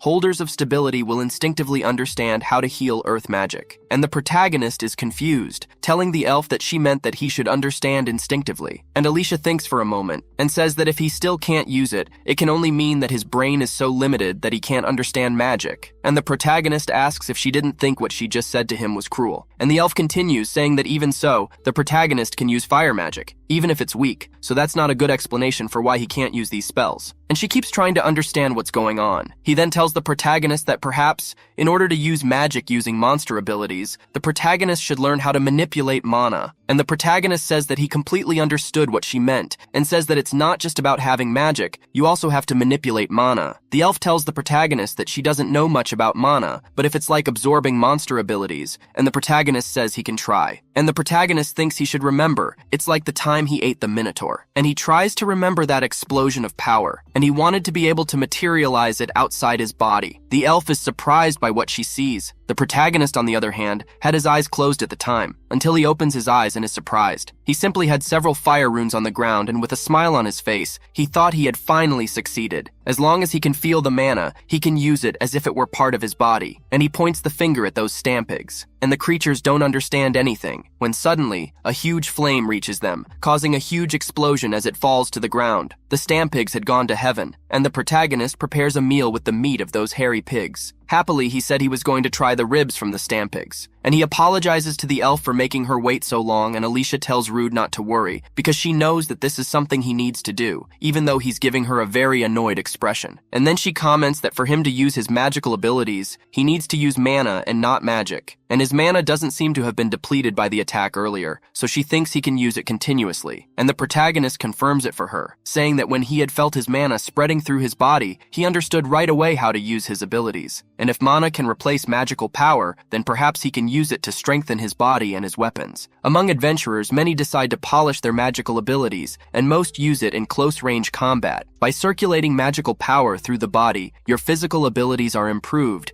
and if you use it in a weapon, the attack power will increase. It is even possible to emit energy slashes. And Alicia says she understands, and then she comments that until now, he didn't have that much magic, so he couldn't use those abilities, and asks if she's right about that. And the protagonist confirms it for her, and also says that at this very moment, it seems that he has much more mana than magic. But more importantly, he thinks he can replenish his mana by eating monsters, and then he tastes a piece of the hairy pig's meat and quickly gets the skill called Quick Step. And the elf keeps analyzing, and thinks that in other words, he absorbs mana through food, and even manages to store it in his body. But for her, the most important thing is that those pork ribs he's eating look delicious, and she's drooling looking at the plate. And then the protagonist asks her if she feels like eating now, and the girl, drooling, pretends she doesn't understand and says it's not like that. Until suddenly a gigantic explosion occurs, interrupting the moment of conversation and peace they were having. And the protagonist, with his fork in his mouth, wonders what the hell is going on. And now there was a gigantic stampede, and the protagonist commented that the boss had arrived. And quickly he catches up with the elf, who thinks he's really fast. She's wide-eyed. And the protagonist uses the Quick Step, and then he pulls the girl along with him, and she thanks him for saving her again. And she thinks that the moment she felt something distant, he was already in front of her, and at the same time, she wonders what happened. And she also thinks that they're not both in a dungeon, so she wonders what a monster would do walking around there. And the protagonist, completely enraged, comments that once again, a damn monster has done this to him. The food he had prepared was simply gone,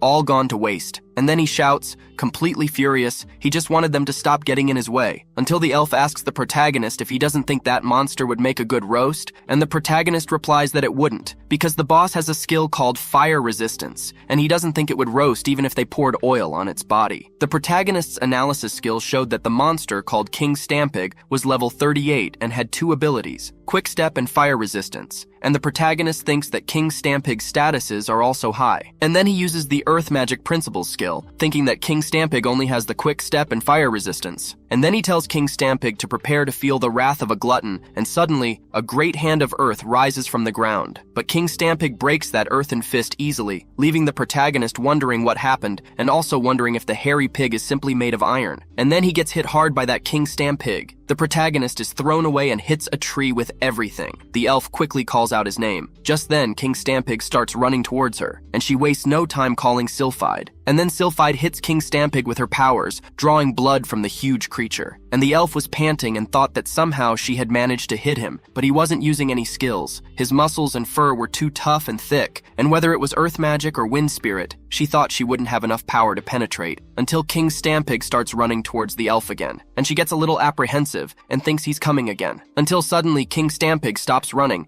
because the protagonist has used the roar skill to stop him. And then he tells the monster that he shouldn't dare ignore him because he's not finished yet, calling King Stampig a damned pig. And at the same time, he thinks that he can't use the quick step or the iron body now, and if he turns it into a battle of attrition, there's a chance he'll start targeting Alicia. But the protagonist doesn't have any skills that can take him down with a single attack, although it seems that he can't do anything but move forward in a straight line. The protagonist closes his eyes and thinks that this is the first time he's going to use it, and then he raises his sword. He thought he had to try, and the hairy pig ran after him. The elf is a little worried. Meanwhile, the protagonist thinks that he should first gather the mana from inside his body. Now he had to imagine it flowing into the sword, and when the hairy pig would hit him with everything. The protagonist opens his eyes, and then he swipes his sword with all his might. He licked the hairy pig with a sword and performed a facial harmonization on the monster, breaking it in half. The protagonist was perplexed by what he had just done, and then he says that he's done it. The cut from his sword was so strong that it swept through much of the ground, and the elf, quite impressed,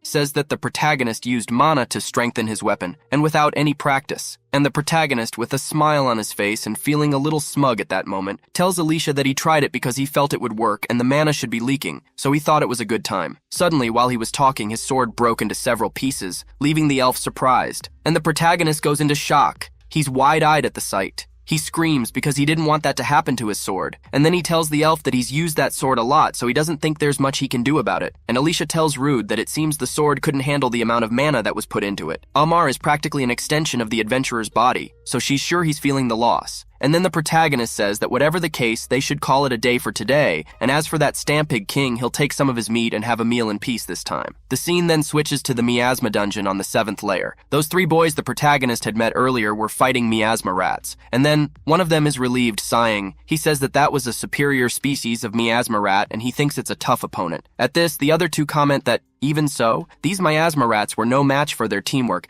and the fat man agrees with what he said. And then the 3 of them start laughing. Then suddenly they hear a noise, and they look in the direction where that noise was coming from and wonder what happened. And then the boy starts walking and says that nothing happened and that he thought he heard someone's voice coming from there. And then the fat man starts walking and asks why there was a ladder in a place like that, and the other boy, completely excited, asks if maybe it's a secret passage, and the boy thinks they should take a look, until they realize something that surprises them. There was a trunk there. They approach it, and one of the boys comments that it doesn't look like a trap, and the other, very anxious, asks what's inside and also asks if it really is a treasure. Suddenly the boy pulls out a sword, and they think that the sword looks strong, because he could feel the magic coming from it, and they think that they would probably make a lot of money selling the sword. The fat man is thinking about magic, so he asks him if he's sure that this thing isn't cursed, and the guy tells the fat man, whose name is Sigurd, to stop being so pessimistic.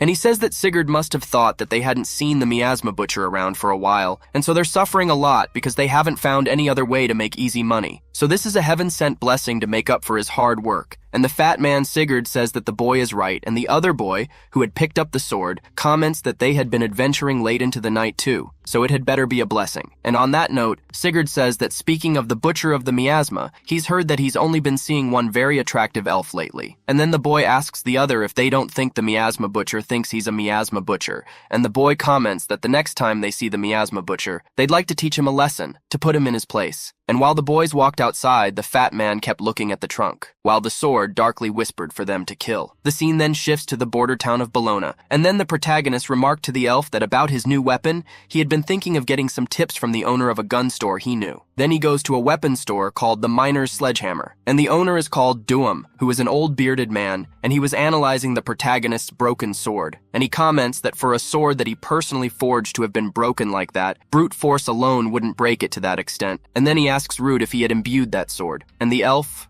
with a smile on her face, whispers, asking Rude if he's going to tell the old man, and the protagonist answers her, saying that he's going to explain everything to Doum. And then he says that he's known old man Doum for a long time, and he's not the type to go around spilling other people's secrets. and then he tells him everything, and the old man says that the protagonist eating the monsters gives him the abilities. And then he says that's why Rude's power has gone through the roof, and the elf says that the old man doesn't seem surprised. And Doem comments that as long as it tastes good, he wonders if it doesn't matter what he eats. Most importantly, he asks the protagonist if he is sure that he wants a sword that can withstand a blow imbued with mana. The old man continues, saying that taking the research time into account, it will be a while before he can forge a new one for the protagonist, and Rude, unconcerned and with a smile on his face, asks the old man if there is anything he can do to help. And the old man tells Rude that it would be useful to have some high-quality magic stones, and the protagonist tells the old man quite directly that in this case, he has some materials with him. And then he drops 3 stones on him, and the old man sees it and identifies it as the Lizard General, Baphomet, and even the magic stone of a Minotaur. And then he says that he sees that the protagonist's skills have improved a lot. Rude, his cheeks flushed, comments that being praised by old man Doem is very satisfying for him. And the old man says that if he needs anything else, he'll call Rude. And he ends the conversation by saying that in the meantime, the protagonist could use this sword, and Rude thanks him for it. And the old man says that under no circumstances, and in good manner, she asks him if he has understood. Because if he breaks that sword too, he'll charge an absurd amount of compensation, and the protagonist is a little put out at that moment, and the elf is worried. Then the scene changes to the tavern that the elf had liked. Alicia says that everything is fine, and they will try to avoid magical attacks from now on, and asks the protagonist if he agrees. And Rudy answers her, saying that old Doem is scary when it comes to his weapons and asks if she doesn't think so too. And the elf, smiling, comments that although he's a bit intense, she's happy to meet a friend of his for the first time. And the protagonist, his cheeks flushed, apologizes to the elf for being a lonely guy, until that group shows up commenting that there seems to be someone enjoying themselves, and they ask if they could join them and obviously call the protagonist the Butcher of the Miasma. And the protagonist is very upset at that moment because it's happening again and he doesn't have a minute's peace. At this, the elf asks if they have any problems with them,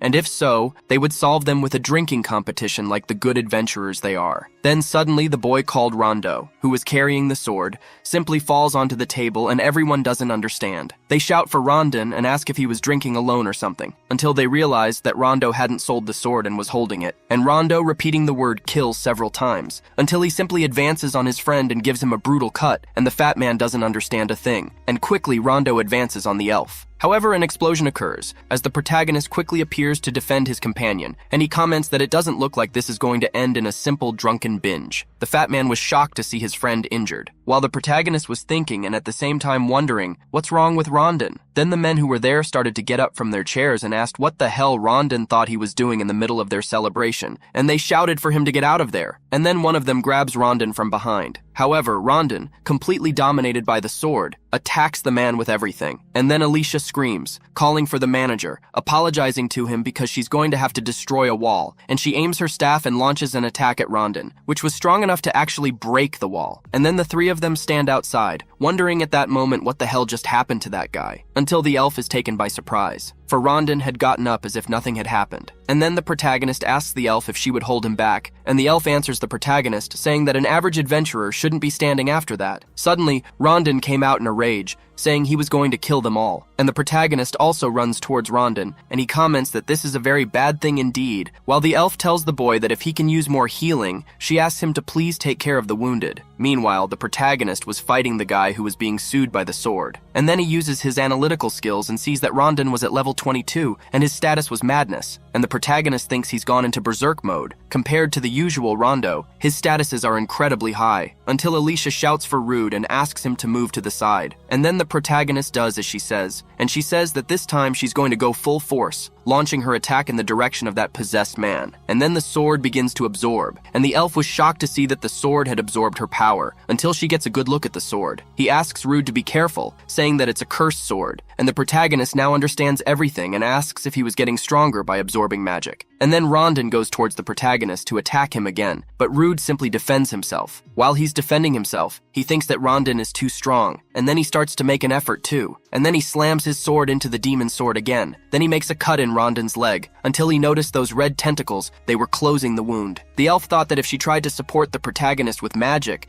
the sword might end up absorbing him again, and if she really wanted to help Rudy, she had to look for an opening and strike a decisive blow, until the fat man asks them not to kill Rondon, and he speaks directly to Rude, who he knows had done terrible things to him, but for a loser like him, who was always despising being despised. Magnus and Rondon became his Porto Seguros, With a trembling voice, he asks the protagonist to please not kill Rondon, and the protagonist says he'll try to do the best he can. And then he says he's going to use substitution, and he tells the girl to leave Rondon with him, at least for now, and the elf said she understood. The protagonist thinks that when he used the substitution on Alicia, it took about 10 seconds. And the real problem for the protagonist is how he's going to keep the possessed guy under control while he gets rid of the curse. And in that, Rondon hit Rudy, and Alicia shouts out the protagonist's name, and the protagonist tells himself that the blows are really heavy. He thinks, however, that if he only immobilizes the sword in this way, the sword won't be able to absorb magic, and he quickly uses skills called earth magic principles. So he manages to immobilize in this way, and he thinks that if the cause of his status is a curse, he can get rid of it the way he did with Alicia and bring Rondon back. And then he uses his skill called substitution. At that moment, Rondon started crying and drooling too, begging for help. And the fat man was crying, worried about his friend, and Magnus was also by his side. Rondon continued to shout for help, and the protagonist realizes that it's not easy. Then suddenly he gets a boost from the energy, and Alicia shouts out the protagonist's name. And he replies to her by saying that he's fine, to save her worrying, but he said that the replacement had failed. And he thinks that it wasn't Rondo who rejected his ability. It was almost as if it was the will of that sword, and he thinks that maybe if he can weaken the sword a little more, things could flow. And he quickly uses a skill called fire magic principles, throwing fire at that sword. But in the end it worked. Rondon had freed himself and he had only managed to remove the curse from his left arm. And if that's the case, he'll attack from outside the range of his right arm. And then the curse envelops the boy's entire body. And the protagonist comes out of that wide-eyed, he thinks, and at the same time wonders what's up with those movements. And not least, their magic was simply absorbed again. And the sword seems to have become much stronger. And the elf, seeing that the sword was wrapping itself around Rondon's body, wondered if it was an incarnation. This means that the body no longer belongs to Rondon, and the protagonist quickly uses his analytical skills. And to see that that monster was the two-headed curse, Graham, his level until then was unknown, his race was curse, and his condition was incarnation. The protagonist was quite shocked, and quickly Graham tries to attack the protagonist, but he manages to dodge. However, Graham tries again. This time he hits the protagonist with everything, making him spit blood, and the protagonist thinks he's too fast,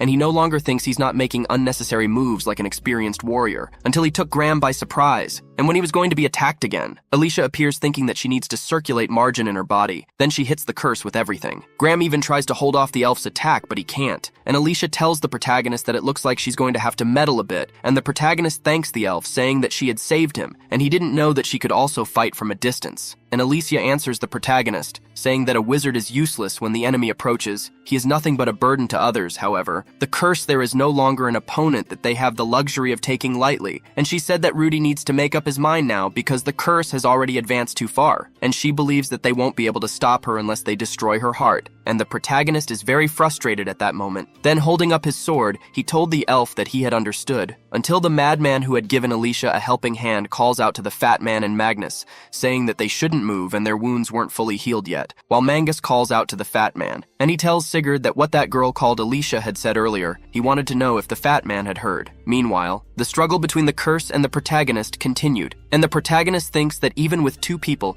he can't create a decisive opening, and at the same time he wonders if perhaps having two heads will expand his field of vision even more, and since that's the case, he shouts at Alicia, asking her to back off for a while, and she does what he asks, and the protagonist puts his hands on the floor. He keeps summoning various fire powers on the ground, and the elf thinks she has understood, and if he uses magic just to raise dust, that thing won't be able to absorb it. And in this, the protagonist moves through the dust, until Rude shows up behind the curse. Then she attacks him from behind, and then the elf uses the spirit power of earth attribute magic. She summons a spirit called Nomia, and hit the curse with everything, but she didn't like the result, as the shot only grazed her heart. Then, suddenly the fat man with the tear-filled eyes appears with Magnus by his side and holding that sword, and the protagonist doesn't understand anything at that moment, seeing that the two of them were there. And Sigurd says that he would stop the curse even if he died to do it, and Magnus says it's like that, the three of them together, and then Magnus simply sticks his sword into the curse. Magnus had done it, but he had no pride. Tears were falling from his eyes, and so Rondon emerged amid a lot of blood. The elf and the protagonist were upset that this had happened, and Magnus and Sigurd cried a lot because they had to sacrifice their companion because of a cursed sword. They were bent over in front of the body, and the protagonist didn't know what to say at that moment until he looked away, and see the sword lying on the ground, and then he picks up the sword. He thinks that even if he hides that sword somewhere, there's no telling when the next victim will appear, and then he just heard the sword saying that he should kill. The sword was inside his mind, saying it telepathically, and then the system shows that the curse has been nullified. The protagonist tells the sword to shut up, and the sword is completely frustrated. The protagonist continues, telling the sword that her small talk won't work on him,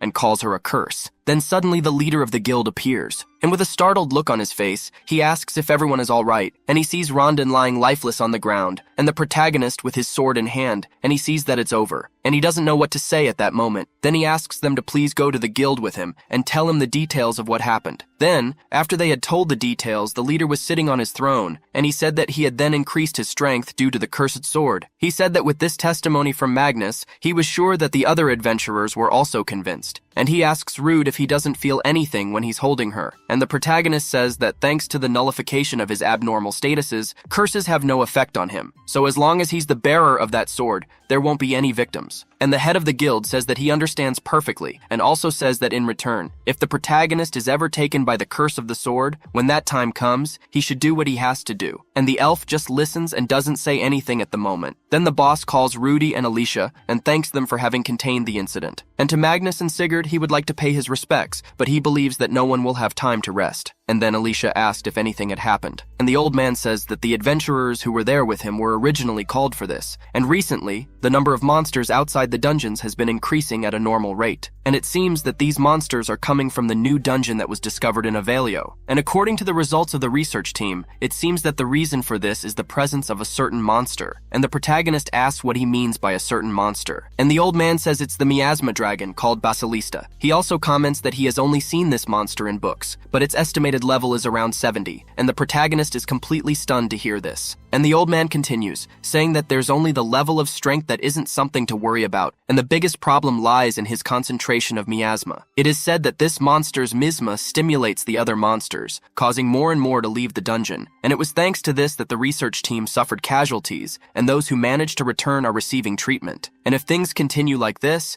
it won't stop at the monsters. The miasma will leak out of the dungeon, and the damage caused will be catastrophic in the surrounding areas, which is why the old man went to them. And the protagonist says that he tends to the situation, and he asks that first they please take him to the survivors of the research team. The scene then shifts to the medical wing of the Adventurers Guild, and there was the protagonist seeing one of the survivors, and he was feeling a lot of pain at that moment. The protagonist uses the substitution skill, making the boy feel less pain, and the guild leader thinks this is unbelievable. And then a magical energy came out of the protagonist's hands, and the guild leader, wide-eyed, comments that this is surprising, and he didn't know that the protagonist was able to nullify even other people's abnormal status. And Rude tells the old man that it's only if the person he touches doesn't reject him, and that's why the only ones who will take part in this dragon hunt will be him and Alicia. And then, upon hearing the protagonist say this, one of the adventurers asks if he really said it would just be the two of them, and he thinks that's crazy. And the guild leader asks the protagonist what his chances are, and the protagonist tells the old man that the fewer people he has to protect from the miasma, the easier it will be for him to move around, and also he's used to fighting powerful opponents on his own, and he says it smiling. And the old man doesn't know what to say at that moment. He then places his vote of confidence in the protagonist, saying that he understands and he accepts, leaving Rude surprised. He says that he will entrust the subjugation of the miasma dragon Ballista to them. Then the protagonist and his companion were outside. It was already night, and the protagonist told her that they should make sure they got a good night's sleep so that they would be prepared. And Alicia asks the protagonist if everything will be all right even if it's just the two of them. And the protagonist, with a smile on his face, answers the elf, saying that he'll only be able to use his abilities without moderation if there's no one else around. And suddenly he's crestfallen, apologizing to Alicia for dragging her into it. And the elf asks the protagonist what the hell he's talking about, because if he said he was going without her,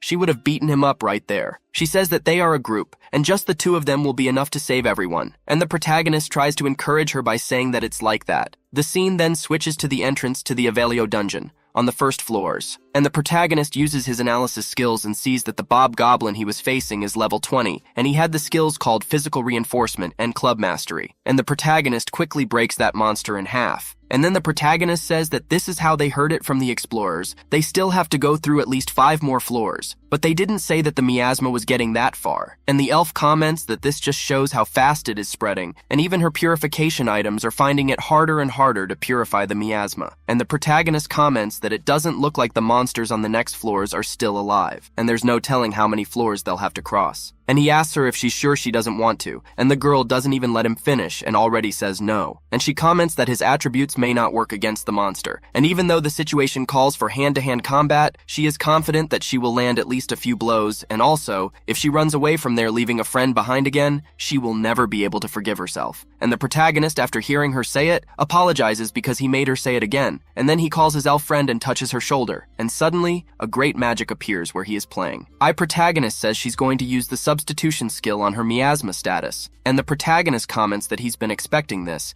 and he manages to remove the effects every time he touches it, but as soon as he lets go of it, it slowly starts to build up again. And the elf says that if it's like that, then they should just go hand in hand. And she takes the young protagonist's hand and her cheeks flush as she smiles. And she goes on to say that she can't see her feet because of all this miasma. So in addition to the substitution, she asks him to please guide her. And when the protagonist hears her say this, he gets a smile on his face. He says he's understood everything and starts walking. The scene then shifts to the middle floors of the Yahello dungeon. And the protagonist comments that the deeper you go, the more miasma there is. And he's used echolocation now, and it looks like there are 2 monsters ahead. And the elf comments that if they have managed to survive this miasma, they must be formidable opponents. And the protagonist tells her that he has never seen monsters like them before. Alicia asks if there is any way to avoid them, and the protagonist replies saying yes, but if possible, he would like to face these monsters. And now she stares at him for a moment after he said that, and then she asks Rude if he wants to eat those monsters, and the protagonist answers her, saying that it's not that,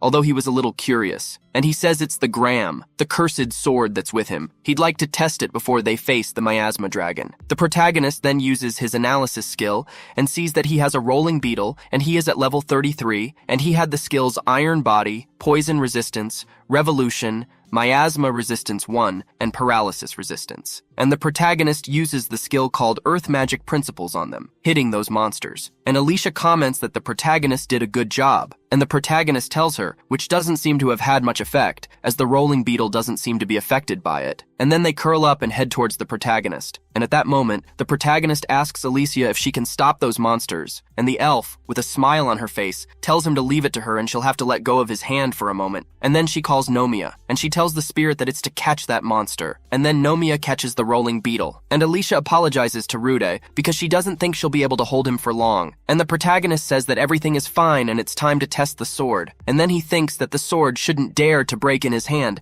and then he attacks the rolling beetle. But he doesn't like the result at all. He thinks it was too superficial. He thinks that if he hasn't had enough power, he'll have to risk it. And then he shouts for Alicia. And Alicia, with a smile on her face, said that she had understood. And then she casts a skill on that monster, and the protagonist uses the sword to catch Alicia's magic. And then, with a smile on his face, he looked forward to seeing Graham in action. He wanted Graham to show his true power, and then he cuts the monster with everything. And just after he's cut down a rolling beetle, another one appears on his back, and he simply sticks the Graham sword into that monster. And then he goes over to the elf, and says that she has impressive control of magic and that it was expected of her. And Alicia gives the protagonist a thumbs up with her hand, saying that everything went well. And then the protagonist takes her hand and uses the substitution skill again, and she thanks him for it. Then he asks Alicia if he can take a bit more, and she doesn't understand what he means. He explains to the elf that absorbing her magic didn't restore his internal mana, and the elf says that in the end he's going to eat the monsters, and the protagonist tells his friend that he's going to cut them up and take them away. And then the protagonist uses his fire skills and roasts a piece of meat with his bare hand. He begins to eat and says that the taste is kind of unique. The elf then asks what it was like to use the cursed sword, and the protagonist replies to his friend, saying that as soon as he absorbed enough magic, his physical abilities improved dramatically. And the girl says that the most important thing is that it doesn't seem to break even if he puts his mana into it. And the protagonist confirms what she said. And he goes on to say that there is one thing that worries him, and he says that it is that, according to the witness report, the miasma dragon is bigger than a tree, and he wonders how effective this sword will be against that dragon. And in terms of weight per attack, the sword he had before was better. Then suddenly the sword glam starts talking to the protagonist, asking him to give it to him. The protagonist is in shock, thinking and at the same time wondering if the cursed sword eats meat too, and the sword tells the protagonist that he's got it wrong and he wants the magic stone, so he asks for the magic stone. And then the protagonist picks up the stone and speaks to the sword that is there, and then the sword grabs the magic stone with its tentacles. And then a great energy begins to ooze from that sword, and the protagonist starts to laugh at it. And the protagonist realizes that the sword has grown a bit too. The elf asks Rude how he knew what to do, and the protagonist explains to Alicia that the sword had told him. And at that, he thinks, and at the same time wonders if she was upset when he said she was weaker than the other swords. He then tells Alicia that he has already understood how this sword works, and the elf replies that she has and says that on the floor below is where the miasma dragon was last seen. And suddenly they hear a huge noise. Then the elf asks if that was the roar of the miasma dragon. And then the protagonist says that the roof is going to collapse and they need to hold it up with earth magic. And the elf tells them that if they only try to protect themselves,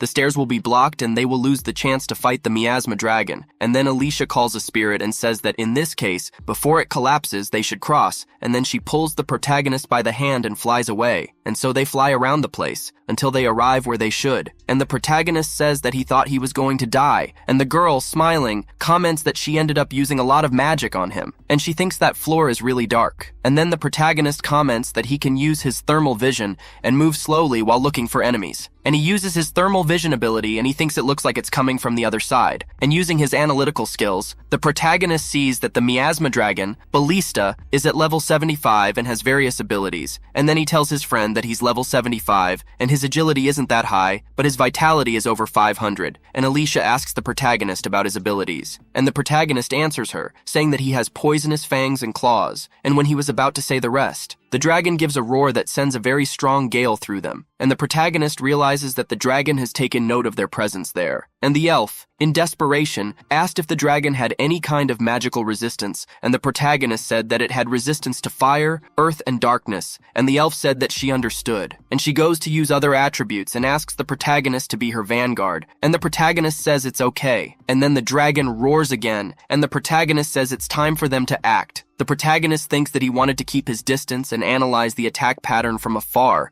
but things are going to have to be different. In such a thick miasma, he doesn't know how much Alicia can take, and the protagonist thinks he wants to end it as soon as possible because he doesn't want anything bad to happen to his friend. And just as he was about to be attacked by the dragon, it unleashed immense power. He uses his quick step to be able to dodge, and the elf, seeing this, thinks and wonders at the same time if the pillar and the ground have melted, and she was feeling very hot at that moment. Meanwhile, the protagonist was simply trying to dodge, until the elf calls Sylphide, and she helps the protagonist, who really enjoys the moment. He tries to attack the dragon, but it didn't have any effect and he thought the dragon was too tough. And the skill the dragon was using at the time was Dragon Scale. He doesn't think he'll be able to cut it with his sword, and the magic he used doesn't seem to have any effect on the dragon either. And then he shouts at Alicia, and she uses her skill again, and it has no effect on that dragon. And she's in shock, saying that even with spirit magic, she did minimal damage to the dragon. And at that moment, the dragon starts waving its tail, and the protagonist and his friend are paying close attention to see what the dragon's next move will be. And suddenly, he simply throws all the thorns that were in his tail towards the protagonist and the elf. And she uses a shield to defend herself. While the protagonist uses his ability called Iron Body, he thinks he has plenty of defense and long-range attacks on top of that. And at the same time, he wondered how they were going to defeat that monster. At this, Alicia shouts at Rude, telling him to make some time for her. She goes on to say that before her status decreases, she'll use her special move. And another protagonist with a smile on her face says she understood perfectly. And the dragon just watches, while the elf begins to channel a lot of energy. Then, while she was preparing her attack, the miasma dragon was also about to launch an ability, and the protagonist uses the earth magic principles skill at that moment, and then he takes a very high leap and try to fit into that dragon's snout, making the dragon spit all his fire on the ground. And Alicia thought she'd be completely exposed and entrust her defense to Rude, and she'll need to make up for his part and put all her magic into this attack. And then she calls Salam, and at that moment,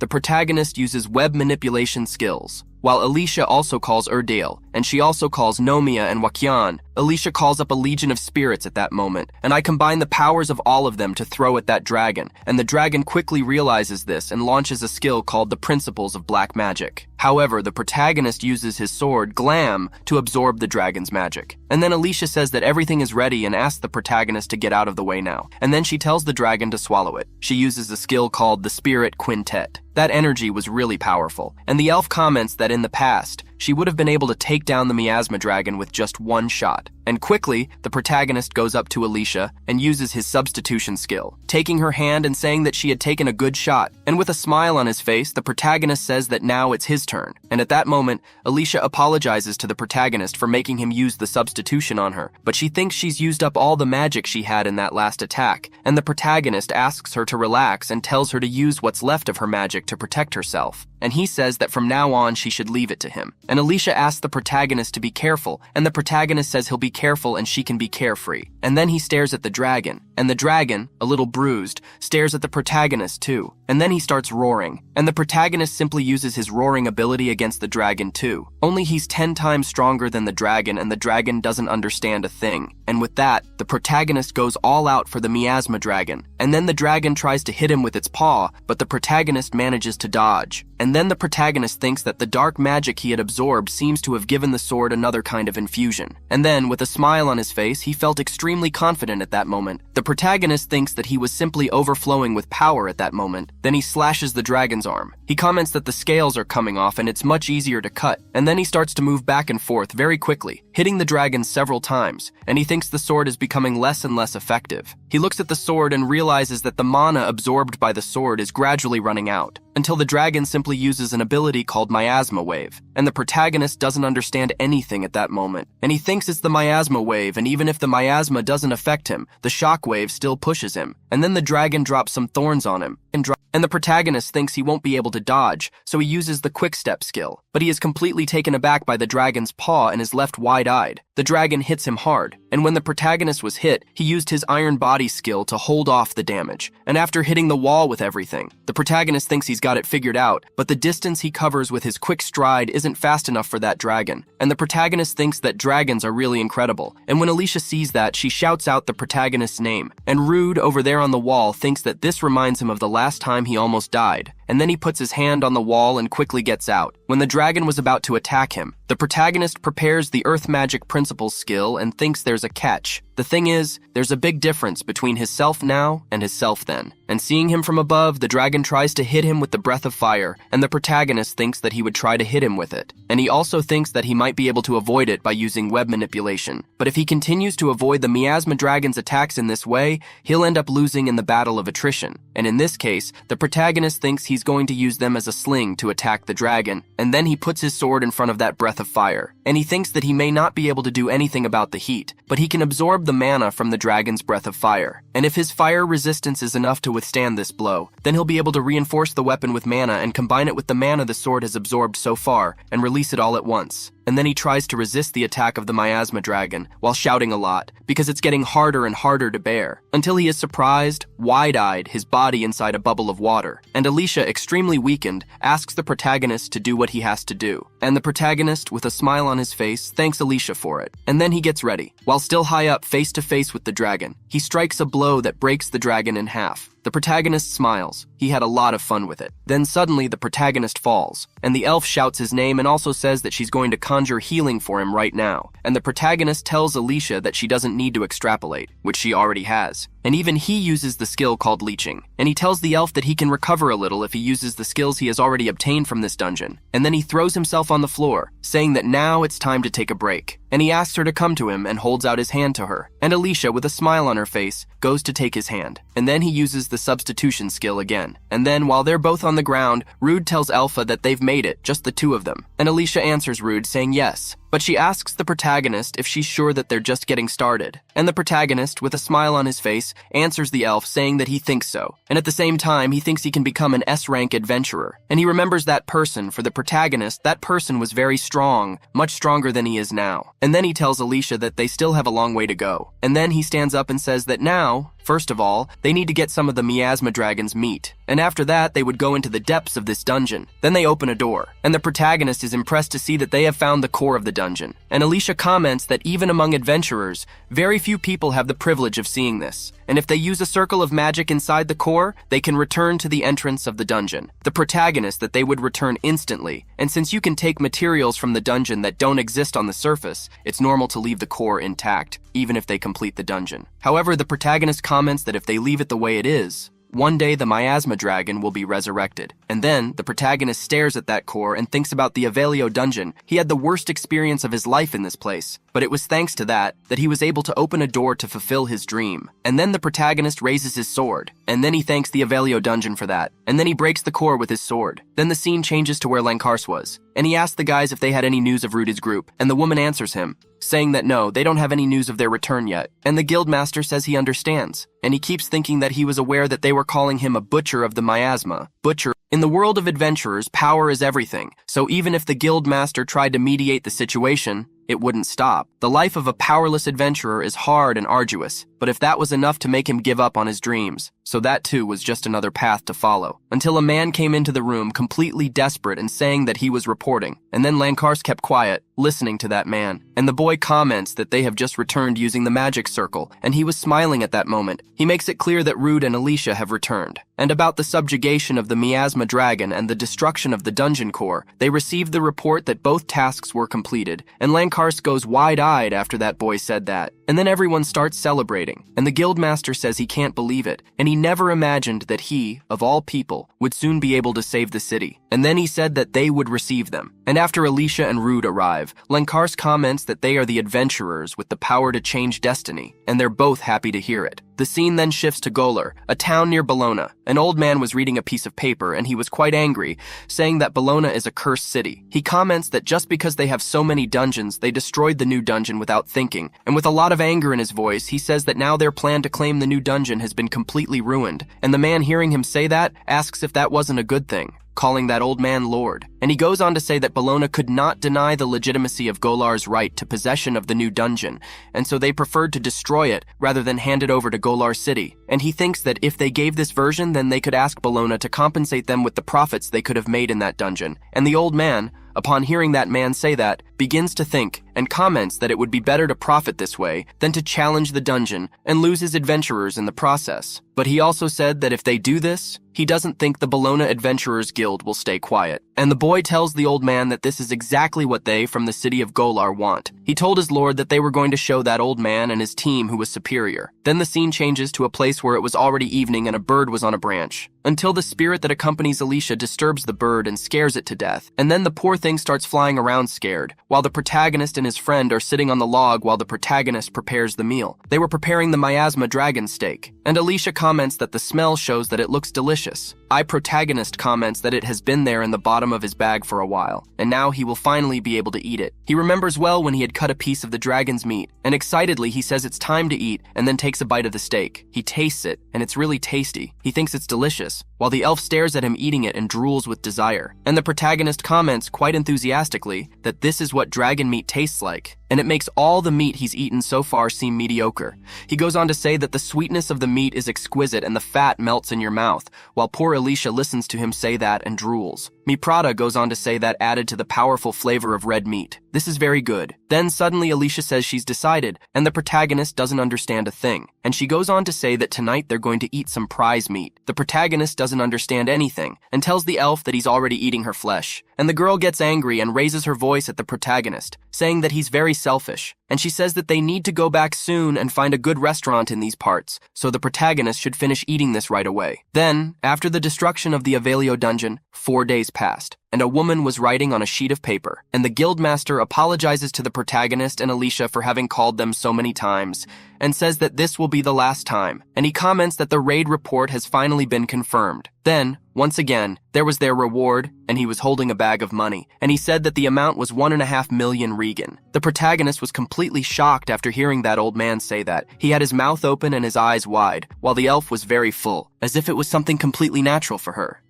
And the protagonist asks the guildmaster if it's really all that, and the guildmaster answers the protagonist saying that the average level requirement of Yahello's dungeon is level 70, so this reward is adequate. And the protagonist's eyes lit up when he saw that bag full of money. And Lankars says that too, by the way. Now that the two of them have managed to conquer that dungeon on their own, he couldn't leave the protagonist at rank D, so he'll be raising his rank too. And the protagonist is surprised to hear this. Then the scene changed. The protagonist was still with his friend in the Adventurers Guild, and he commented that even though he had only recently been promoted to rank D, he was happy about it. And then he opens the status. P sees that he's at rank D, and he comments that he had reached this level quite quickly. And Alicia comments here that even though he has faced monsters far above his level, he has still evolved at an abnormal pace. At this, the elf thinks that normally, when someone reaches level 40, the speed at which they level up should decrease drastically. And then the protagonist stares at the elf with a smile on his face, and she doesn't understand anything at that moment. And then, still smiling, he tells Alicia that he's finally reached her level, and she's completely surprised and can't believe it. And then she looks at her level and sees that she's at level level 45 and the protagonist is at level 52, and she says to Rude that it's not funny, I'm the protagonist and I think it's really weird. Even though his level is higher when it comes to combat power, he thinks Alicia is still stronger, and she confirms it, explaining that it's because level is just an indicator, and in the end, a large part of combat power is defined by each person's skills and experience, until something catches their eye. The old man from the town of Golar walks through the door, and with a smile on his face, he thinks it's a pleasant surprise. And he says that there is nothing more or less than the butcher of the rumor miasma, and the protagonist stares at him. He then asks the old man who he is, and says that he doesn't seem to have any education. And then the old man asks if the adventurers of Bologna even know the lord of the neighboring city. And the protagonist, upon hearing this, goes wide-eyed, thinking that this guy is the avaricious lord of Golar. And then the old man asks the protagonist how he dared to destroy the new dungeon,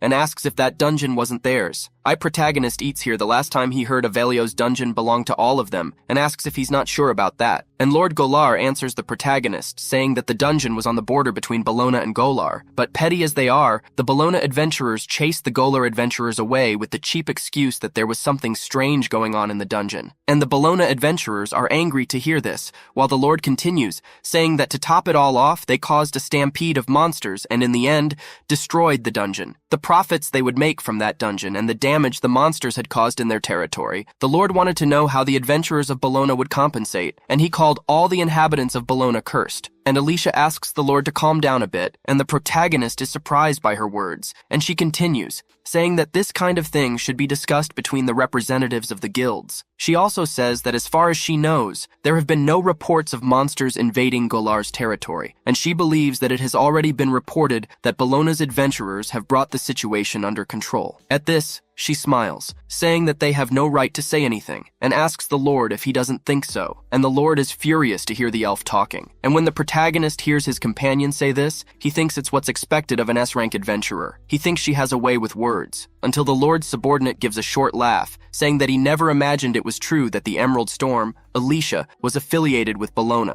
And with a smile on his face, he says that since her level is being devoured by the curse of the Abyssal Dungeon, it makes sense for someone like her to join Bologna. And the protagonist, hearing that man say that, thinks that if he remembers that bastard correctly, he is the master of Golar's guild. And then the boy holds out his hand, saying that this is not a matter for mere adventurers to get involved in. And the Lord smiles when he hears him say it. Then the master of Golar's guild approaches the elf, and whispering in her ear that she's just a useless survivor of a group that died for nothing, so she should stop sticking her nose where it doesn't belong and calling her useless trash. However, when the elf heard those words, an explosion of magic occurred, leaving the guildmaster at a loss, he thinks, and at the same time wonders if she is bullying him. He wonders again if he has been bullied by a girl of a level below 45. Then suddenly Lankar's appears, shouting at them to stop it, and he says he won't tolerate fighting within his guild, so he calls the Lord and Guildmaster of Golar and asks them to please accompany him. And Golar's Guildmaster, smiling, tells Lankars that he should keep his dogs on a leash, and the protagonist asks Alicia who that bastard thinks he is. Just then, a blonde boy, who is also an elf, calls out to Alicia. With wide eyes and a smile on his face, he asks her if she remembers him. And the protagonist starts complaining, saying that it's one after another, and Alicia asks if that elf is Ebert. And then Ebert, with his cheeks flushed and an enthusiastic tone in his voice, says that she remembers him and holds her hands. And the protagonist asks Alicia if she knows him, and Alicia answers rude, saying that Ebert is from an old team she used to be part of, and they used to go on adventures together. And Ebert comments that at the time, he used to admire azure trails a lot. He talks about Alicia being able to use several magical spirits at the same time, and the way she fought as an elf, he can't help but have her as an inspiration. And then it happened to her in the Abyssal Dungeon, and he says he knows how much she suffered, and that's exactly why he came to Bologna. And then he asks Alicia if she would join his team. And at that moment, a terrible atmosphere is created, with the elf staring at the boy, not understanding anything, and the protagonist not liking his question at all, while Ebert continues with a smile on his face, as if he had said it as naturally as possible. And Alicia answers Ebert, saying that she appreciates his intention, but she's already on a team. And then she decides to introduce her teammate, and the protagonist tells Ebert that his name is Rudy, and it's nice to meet him. But Ebert simply slaps the protagonist's hand, leaving him unable to understand anything, and he gets very angry with that cheeky elf. And Ebert continues, completely ignoring the existence of the protagonist. He tells Alicia that he heard that terrible things happened in the Abyssal Dungeon, and he knows that she was cursed. But even so, he would never have imagined that an S rank like her would end up in a situation where she is forced to form the team with just one man called the Butcher of Miasma, he finds this completely unbelievable, and the protagonist is very angry to hear this. And Ebert goes on to tell her that if she joins his team, they will certainly make better use of her skills and experience. This time, however, it's Alicia who slaps Ebert's hand, and she draws his attention and tells him to stop talking about what he doesn't know. She also says that she formed a team with Rude because she wanted to, and any insult against him is an insult to her too, and she thanks him for his concern. But the curse that was placed on her has already been dispersed, and Ebert is left in a state of doubt at that moment. And in frustration, as Alicia turns away from him, he comments that it was a curse from the SS rank Abyssal Dungeon. And what's more, it was something from an area boss, and asks if he's not sure about that. And Alicia comments that she was lucky. And Ebert's voice quivers with tremendous frustration, and he asks how this can happen and how it's possible in the first place. And Alicia, looking at the protagonist, winks at him, thinking that it would be problematic if the protagonist's abilities were discovered, so they should keep that part a secret, and the protagonist mentally thanks her for it. As the two walk along, Alicia remarks that they're going to update their ranks right now, and the protagonist is no longer rank D but rank C, and Ebert puts his hands to his face, showing his frustration, he thinks, and at the same time wonders, or why this is happening. Even though he has always thought about Alicia all this time, this happened, he thinks that the one of the butchers of the miasma had instigated Alicia, he is sure of it, and to begin with, he wonders how a rank D managed to defeat the dragon of the miasma, but it's a completely different story if Alicia's curse has been lifted. He thinks it was Alicia who defeated the dragon, and the protagonist is stealing all the credit for her achievement. And then the protagonist feels a negative energy coming from that weird elf, and he looks back, a little suspicious. And then he comments to his partner that guy is staring at him like a lunatic, and Alicia answers rude, saying that elves are quite proud and so most expect a certain kind of prejudice that increases with their long life. And then the protagonist looks at her, and Alicia doesn't understand and asks Rude if anything happens. And Rude comments that she is also an elf, so he asks if perhaps she is also a proud and prejudiced elf. And Alicia asks what the protagonist is talking about. The protagonist was teasing her and she fell right for it. She tells Rude that she's a very humble, intelligent, and charming elf, and she asks him if he's understood her correctly. And she thinks that what she has in the way of cuddliness, she has in the way of strength. And the protagonist, hearing her say it, thinks that she's really quite proud too. They then go to the receptionist, and she welcomes them, saying that she had already heard everything from the guildmaster. And then she tells Rude that she's there, and she also says that this is a very rare occurrence, and the protagonist is confused by what she's saying, until it comes out on paper that he's actually B-ranked. And the receptionist comments that he managed to skip rank C and went straight to rank B, and the protagonist, seeing the paper in hand, laughs his ass off, and the receptionist comments that this just shows how difficult the mission to conquer the Yahello dungeon was. They also received a report from the village adventurers they had saved, so they also took the victory against Baphomet into account. And the protagonist can't believe it, saying that he's rank B. And then Magnus and the fat man appear, and Magnus comments that if he were the protagonist, he'd be even happier, because everyone in the city is grateful to him and Alicia. And the protagonist is happy to see Magnus and Sigurd, until Alicia catches Rude's eye, saying that he shouldn't be satisfied with just rank B.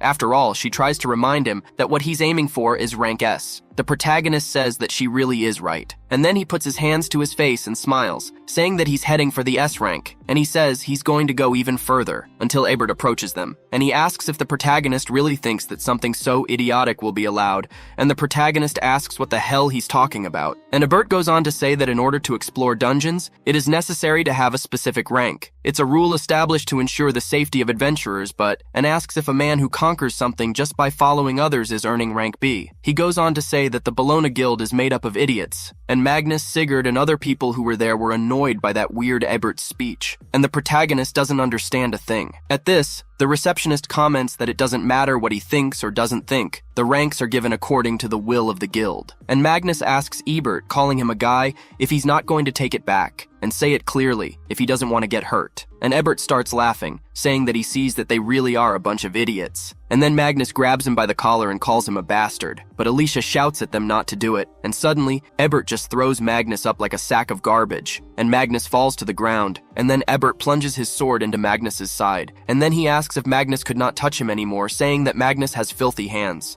And then Alicia yells at Ebert, telling him to stop it now, and Ebert tells Alicia that she's always been too kind, to the point of even helping such a deplorable man, and Alicia says it's wrong. And Ebert says that he knows this, but they, the elves, are very prejudiced, and even he admits that he has a hard time changing his mind when he decides something. And at that, he simply changes. His cheeks flushing, he says yes. Even an elf as humble, intelligent, and charming as him, so as Alicia's comrade in arms, he says he must show her the right way. And at that moment, the protagonist stops himself from laughing, leaving Ebert frustrated and asking Rude what he's laughing at, and the protagonist at that moment thinks they're too proud. And then Ebert says that he already knows and says that since incompetent adventurers are a danger to other adventurers, he points his sword at Rudy and says he's going to test him to see if he's really worthy of being a B rank. And at that moment, the receptionist asks Ebert why he's deciding things on his own, and Alicia says that everything is fine, and if Ebert doubts Rudy's abilities, then he can see for himself. Then they go to the training area of the Balloon Guild, and Alicia apologizes to Rude because things ended up this way because of her. However, the protagonist tells her that it's not all her fault. It's his incompetence too, but he just needs to defeat that elf examiner, go to the bar, and he'll be worthy of having a group with her, and asks if he's not sure about that. And then he says that in the end, adventurers can only shut other people's mouths with force. And then they both stared at each other, and they even had an audience. And then Alicia says that if any of them are seriously hurt, she'll step in right away. And then the protagonist picks up his sword, and Ebert is also holding it. And then Alicia says that the fight can begin, and Ebert quickly rushes towards the protagonist. And seeing his speed, the protagonist goes wide-eyed. He quickly tries to defend himself with his sword. And being quite ironic, Ebert says that the protagonist managed to block, and he sees the protagonist now being minimally competent. And then he draws his sword. He tries to hit the protagonist, who is protecting himself at the moment, but it's not going to be easy. The protagonist thinks that Ebert is better than him at fencing, and also,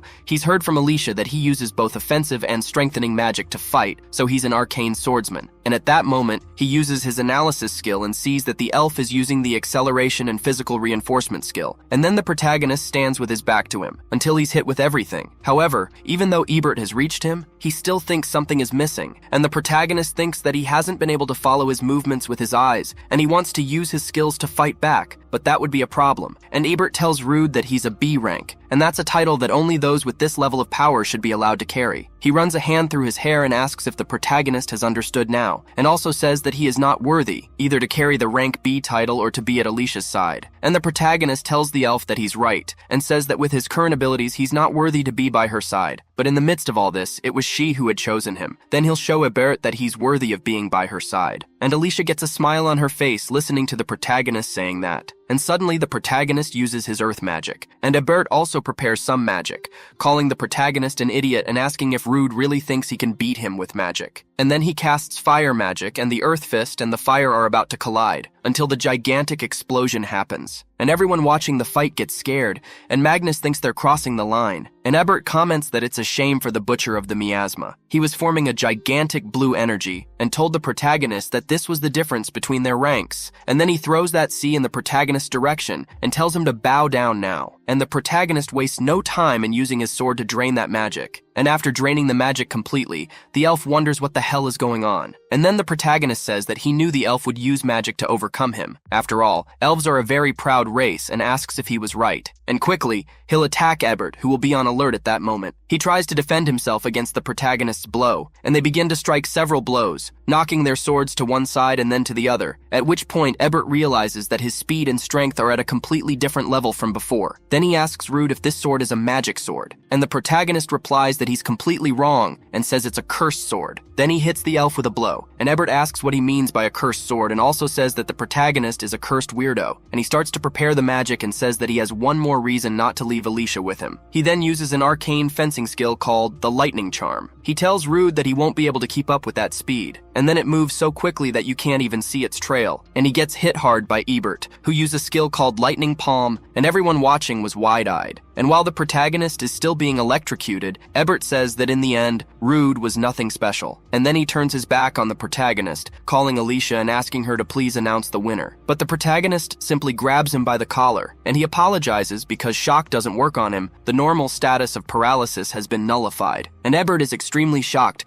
saying that this is impossible, and Rude should be paralyzed at receiving such a high load. But the protagonist simply headbutts Ebert in the face, making his nose bleed, and he falls to the ground with everything, in the most ridiculous way possible. And right after he falls, Rude carves his sword into his side, and he apologizes again, saying that he's been falling harder and harder lately. And Magnus and Sigurd are happy to see that the protagonist has succeeded, and Alicia too. And then she says it's over, and everyone starts celebrating. Everyone The scene then switches to Lankarsi meeting with the Lord and Golar's guildmaster, and Lankarsi says that the liege is sorting out business in the capital, so he's been entrusted with the role of his replacement, and Golar's guildmaster says he understands. And Lankars continues, saying that he understood Golar's claims. Since they were in charge of the management, they intend to cooperate as the effort to recover the damages that Golar received. And the balding old man says that he has already told them that they want compensation and not cooperation. They want a fair amount of money for their share of the dungeon. And he also says that they've grown up today and taken more than they deserve. So now they'll pay the appropriate amount until a bespectacled girl comes in asking to be excused. And then the boy asks what happened, and the girl shouts,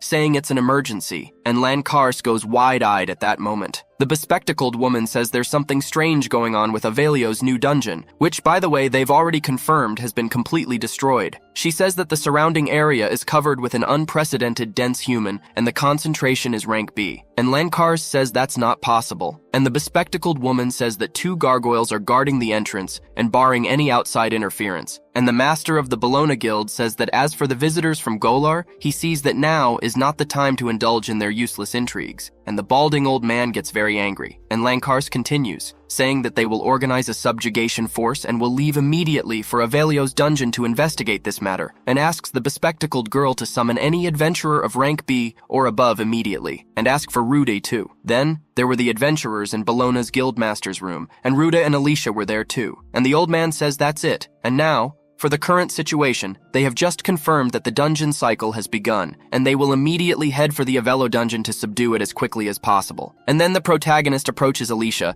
and asks her what a dungeon cycle is. And Alicia explains to Rude that it's something that causes evolution in the dungeon. It's quite rare, and so she's only heard of it happening a few times. And this time, it happened because of the dungeon collapse, and this is the first time she's dealing with that too. And if the concentration of mana around the dungeon is rank B, and the protagonist cuts her off, saying that they're also rank B, and they even have rank A personnel with them now, then it shouldn't be a problem. And he asks Alicia if he's not sure about that, until Ebert walks in, telling the protagonist that it's understandable since he was rank D until recently, but he thinks the protagonist hasn't yet grasped the gravity of the situation, and the protagonist asks Ebert what he means. And Ebert explains that if the concentration of mana around the dungeon is rank B, this means that the concentration of humans inside the danger is at least rank A. In the worst case, it could even be rank S. And from what he's heard, the dungeon is evolving non-stop. It's like a chrysalis. And when this chrysalis emerges, the surface will be flooded with mana. And since Golar and Bologna are close to the dungeon, the possibility of both cities suffering catastrophic damage is immeasurable. And the protagonist reflects on this, until Lankarsi says that they shouldn't worry, because there have been few cases of dungeon cycles and there are still many mysteries surrounding this phenomenon. It's possible that it's not that serious. And he also says that since the protagonist was the one who completed the dungeon, he was relying on a protagonist to guide everyone. And the protagonist listens with a smile on his face. Then the adventurers go to that dungeon, and there were 2 gargoyles standing guard, and the adventurers stay hidden, watching those 2 gargoyles. Meanwhile, the protagonist does an analysis with his skill, and he sees that the gargoyle is at level 50, and they had various skills, and the protagonist comments to Alicia that they're a bit stronger than those rolling beetles. Then he tries to get up but ends up making a noise, the attention of one of the gargoyles, and the protagonist is completely frustrated at that moment, and soon the creatures start flying towards the adventurers. One of the gargoyles uses a skill called Petrifying Breath, while Alicia quickly calls Sylphide, and then the gargoyle's ability collides with Sylphide, and Alicia asks her to make the monster stop, and the other adventurers are surprised to see this. At that, the gargoyle goes towards Alicia to attack her, but the master of the Bologna Guild simply hit the monster on the head with a punch, making him fall to the ground, and the old man says they're insects. And then the other gargoyle simply advances towards Lankars, but Golar's guildmaster starts laughing, and then with his sword, he rips off the dragon's head, and the protagonist is impressed by their strength. And at that moment, Lankars says that they should hurry now, and then they start walking, and the protagonist, looking at that gargoyle, thinks it looks edible too. And in doing so, he uses his fire magic principles skill, and then the master of Golar's guild asks the protagonist what he's doing, and Rude replies to Golar's guildmaster that the gargoyle had the ability to regenerate, and so he finished the monster off. And then the boy turns his back on the protagonist, and he takes the opportunity to put the monster's meat in his magic bag. Then they enter the dungeon, and they think that now there doesn't seem to be as much miasma as before, and the protagonist comments that it seems that the nature of the dungeon itself has changed too, but the shape and layout hasn't changed at all, and Alicia comments that they can't be careless, and they don't know what's going on in the deeper layers. and even though the format of the dungeon hasn't changed, the monsters will be more powerful than before. Suddenly, a legion of monsters appears,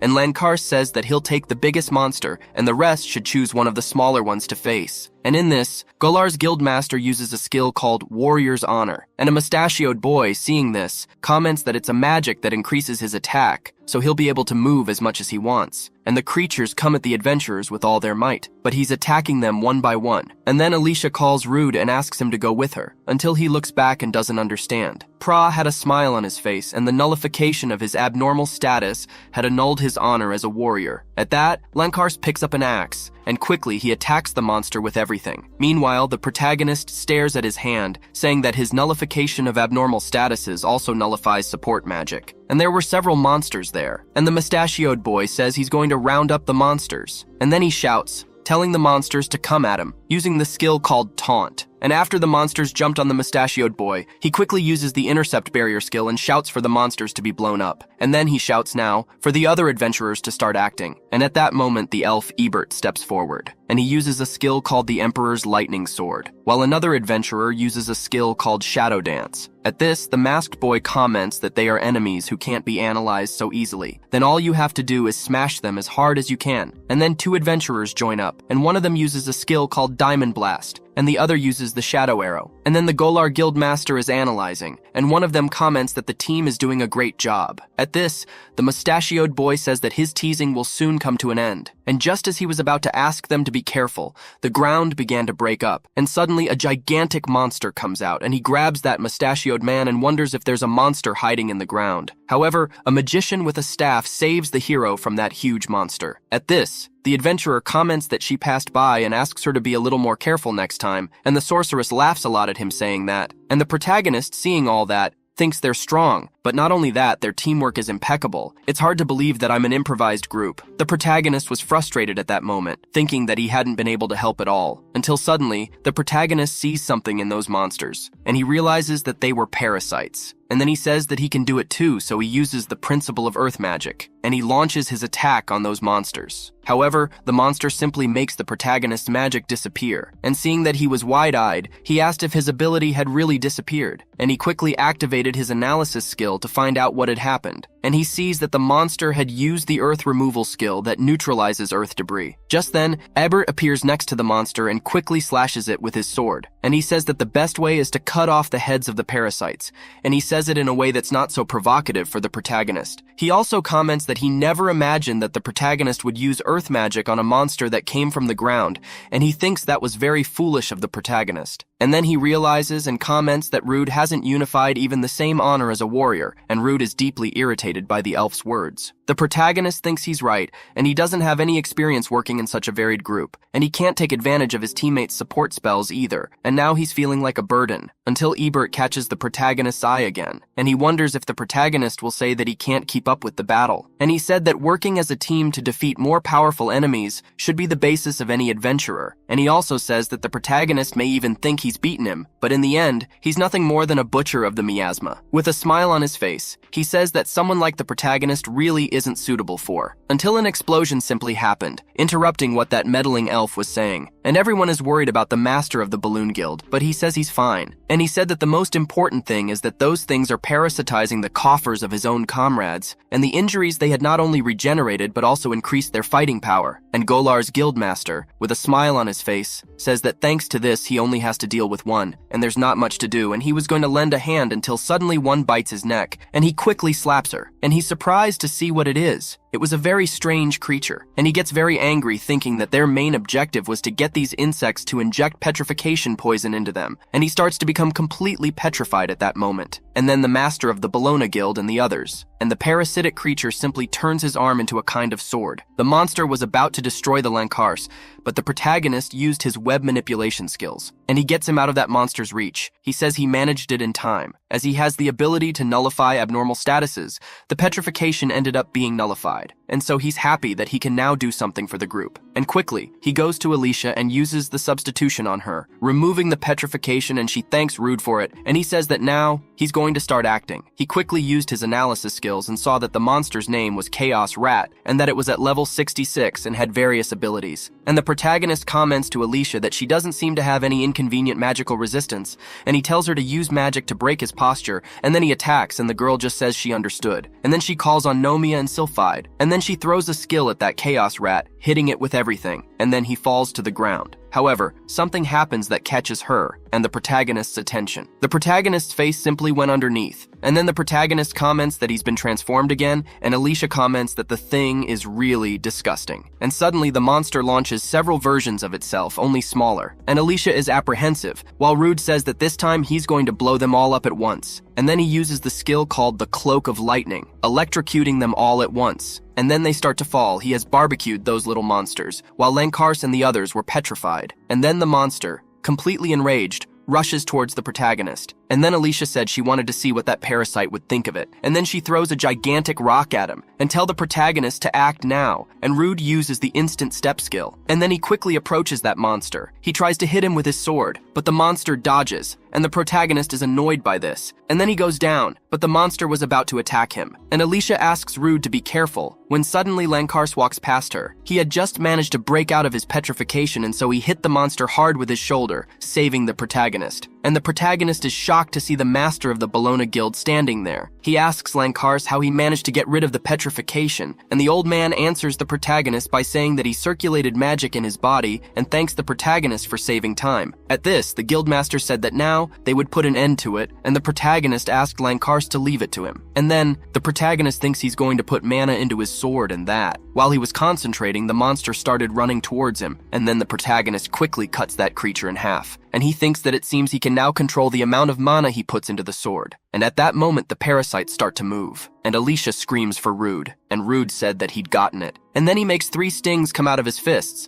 as if he were Wolverine, and he comments that there's no way he's going to let the parasite regenerate again. And then he uses a skill called Poisonous Stings. And then he launches those stingers at the monster. And then Alicia tells Rude that the poison is degrading faster than regeneration, and is quite powerful. And she also comments that that time with the miasma dragon, if it hadn't been for the nullification of his abnormal statuses, it would have been quite a dangerous battle. And then Lenkars asks the protagonist if he's going to tell everyone his secret. And then the protagonist looks at everyone petrified there, and he comments on whether it would be possible for him to get out of this without giving an explanation. And he realizes that there really was no way he could continue with this for long. And so, first of all, he's going to cure everyone with the substitution. And that's when he uses his substitution skills. And after bringing everyone out of petrification, he explains everything that happened to him. And Lenkars comments that it's hard to believe, but after seeing him fight earlier, there's no doubt, and Ebert thinks it's wonderful. And then he takes the protagonist by the hand and says that in all the years of his long life, it's the first time he's witnessed a miracle like Rude, and the protagonist doesn't understand anything at that moment, asking Ebert if it wasn't him who was just saying that he wasn't suitable to be an adventurer. And then Ebert tells the protagonist not to pay attention to the small details. Now he sees that Rude is suitable to accompany Alicia, and then Mega, with her eyes shining, asks if the protagonist can really eat monsters. And the protagonist thinks a little, and then he takes some monsters and says that he clearly can, and asks if they mind him cooking a bit. He then shows the other adventurers what he has cooked. He explains that first he cooks it on a low flame until the sides are completely cooked. Now he gets rid of the strong smell with herbs, and everyone stares at him intently while he talks. And then the protagonist starts eating, and the people are thinking that this looks surprisingly delicious, and the protagonist thinks that the texture and smell of the mole cricket is also very good, and the gargoyles are crunchy on the outside and juicy on the inside. And then, the boy with the mustache, drooling, tells the other adventurers that they should wait a while and not be fooled by their appearance, and the other boy says that it smells very good, while the other magician stares at it. And then Golar's guildmaster thinks this is very peculiar, and asks Rude if he also recovers his magic by eating, and Rude is surprised that he noticed and says that it's not magic but mana. And at that, the boy thinks,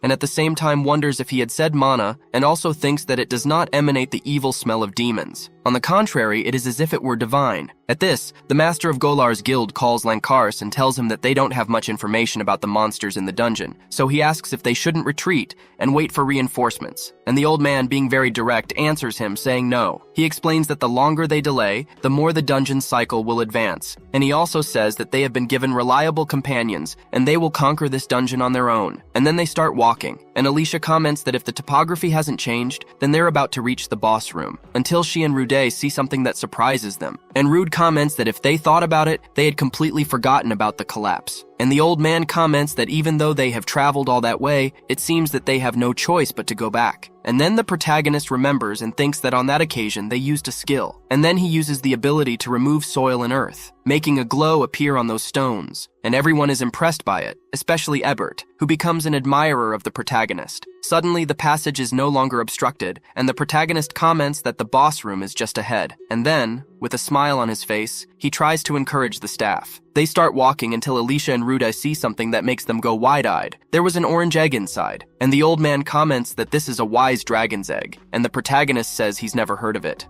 And the old man comments that he has only heard mentions in books and is a legendary dragon who permeates cyclically between life and death. When his body is destroyed, his soul is reincarnated and reborn using the dungeon as an incubator. Even if the body dies, the wisdom of his soul does not die, and they also say that he understands human language, and also they say that his wisdom allows him to predict the future. And then the mustachioed adventurer comments that, in the end, it's just an egg, and they can simply kill it before it hatches, at which point it uses a skill called increased physical strength. And Lankars asks that man to wait, and he seems to have become desperate. Suddenly, that man is hit with everything. The attack was so strong that he spat out blood at the same moment. He falls to the ground, and another adventurer asks if he's okay, and there was a kind of tentacle sticking out of the egg, and the adventurer comments that he is moving. At this, the adventurers begin to think they've been careless, and Lankars asks if it's the egg's instinct for self-preservation, and he asks everyone to stay back for the time being, as it may only be an egg, but it's still a dragon. And the protagonist, using his analytical skills, comments that the thing's status is completely overshadowed. At this, the masked adventurer comments that he thinks they should retreat, and asks Golar's guildmaster if he doesn't think it would be better for them to wait for reinforcements. And Golar's guildmaster replies, saying that when the egg hatches, it won't matter how many S-classes they have, they simply won't be able to stop this dragon. And then Lankarsi says that they're going to kill that dragon right there, and he needs everyone's support. And then he orders Mira to stand on her legs, and the adventurers begin to use their skills. And at that moment, Lankars ran towards the egg. However, the egg tries to defend itself by attacking the old man, but he manages to dodge it by jumping. And then he manages to cut off one of the tentacles with his sword. And the protagonist is surprised to see this, and the egg is very angry about what has happened. And suddenly, another tentacle appears in place of the one that was cut off. And everyone is shocked by the super fast regenerative power. And the old man, seeing this, thinks and at the same time wonders how he can regenerate so quickly. And then he calls Rude and says he needs a favor from him. And after he speaks, the protagonist gives him the okay. And then the old man goes all out on that egg. And again, he rips off one of the tentacles. But just as he does so, another tentacle grabs his foot. And he's shocked because that tentacle had come from the ground, and he thinks he should have been more careful. Then suddenly Ebert appears, giving the old man a hand, and he's grateful for that. And then he prefers another blow to that egg, and the egg feels weakened at that moment. And Alicia says the time is now, and the protagonist says he wants to see that egg withstand his sword embedded with magic, and it attacks the egg with everything. And when Ebert sees it, he gets very excited, while the old man seems a little apprehensive. Suddenly, the cut that the protagonist had made in the egg simply shows something, and Alicia thinks that the main body is still intact, so she calls Sylphide. And then she throws her skill at the egg, and everyone gets scared. And Golar's guildmaster thinks and wonders at the same time if the egg regenerated before the windblade hit it, and he tells the guys that they're getting nowhere, until he has a bizarre feeling, he thinks, and at the same time wonders what this creepy feeling is. And suddenly, I don't know, it starts screaming from inside the other, and the adventurers think that the egg has started to look strange. And Alicia sees a dragon inside the egg and comments that the wise dragon is about to be born. And Lankars, a little desperate, shouts to the adventurers that they have no more time and they need to end this now. He tells everyone that they are going to kill that dragon with a powerful attack. He says that their opponent's regenerative power is a big threat, but their tentacles are fragile. They need to attack together to create a big opening. And then Golar's guildmaster says that they should leave the ones on the right with him, and Ebert says that they'll take the ones on the left. and the magician comments that it's up to them. And Alicia says they're going to take the ones on the left who are right in front of them, and then everyone gets ready to attack at once. And the egg tries to defend itself, firing several shots at everyone, leaving the adventurers surprised. And then, with a smile on her face, the magician uses a skill called Magic Barrier, and Lankars thinks that's unbelievable. And the magician tells the old man that she will protect him, and he should only focus on attacking. And the old man thanks his beloved for that. And then he says he's going to go ahead and uses a skill called Charge, which when reinforced with magic, the user's next attack will be twice as powerful. And then Alicia comments that Lankars has started using Cargo, but she asks how they are going to coordinate the breaking of the tentacles, and the protagonist answers her, telling her to leave it to him. Then Ruda uses a skill called Command, and then he asks telepathically if everyone can hear him, and some of the adventurers are startled at that moment while Alicia smiles. And Ebert comments that Rude is inside his mind, and the magician comments that this skill is interesting. At this, the protagonist spoke in the minds of all the adventurers that they would break the tentacles as soon as the countdown was over, and everyone gets the message, and then they count from 5 to 1. Then they cut off all 4 tentacles at the same time, and then the protagonist says that the time is now, and Lankars uses the skill called Absolute Emptiness, causing surreal damage to the egg. And then the old man starts to gasp for breath after all he's worked hard, and then he starts to stagger, becoming weak. And Golar's guildmaster quickly supports the old man, leaving Lankars surprised. And then Golar's guildmaster comments that he hates to admit it, but it would have been impossible to defeat that egg without everyone's help, and the old man says he's just arrogant. Just then, the mustachioed adventurer was sitting on the ground, leaning against a wall, and the adventurer warned everyone that his life was not at risk. When Rude sees this, he gets a smile on his face and says that they've won, so they celebrate at that moment. However, not everything in life is flowers, and the masked boy thinks they're a bunch of cheerful good-for-nothings, and he thinks that now is the time to collect the wise dragon's magic stone and profit handsomely from it, until he takes a look and doesn't understand. The masked man doesn't see the magic stone anywhere, until suddenly, a tentacle pops out of the ground. Taking him by surprise, when he hears the noise, he goes wide-eyed, and from the tentacle, a claw simply emerges. Who hits that masked man with everything? And quickly he falls to the ground, blood spurting everywhere. At this, the dragon comments that reincarnation has failed, but in the end, it wasn't completely useless. And this body won't last long either, so he has to wait until his next reincarnation. But before that, he thinks he has to kill all those adventurers, referring to them as vermin who dared to disturb his reincarnation.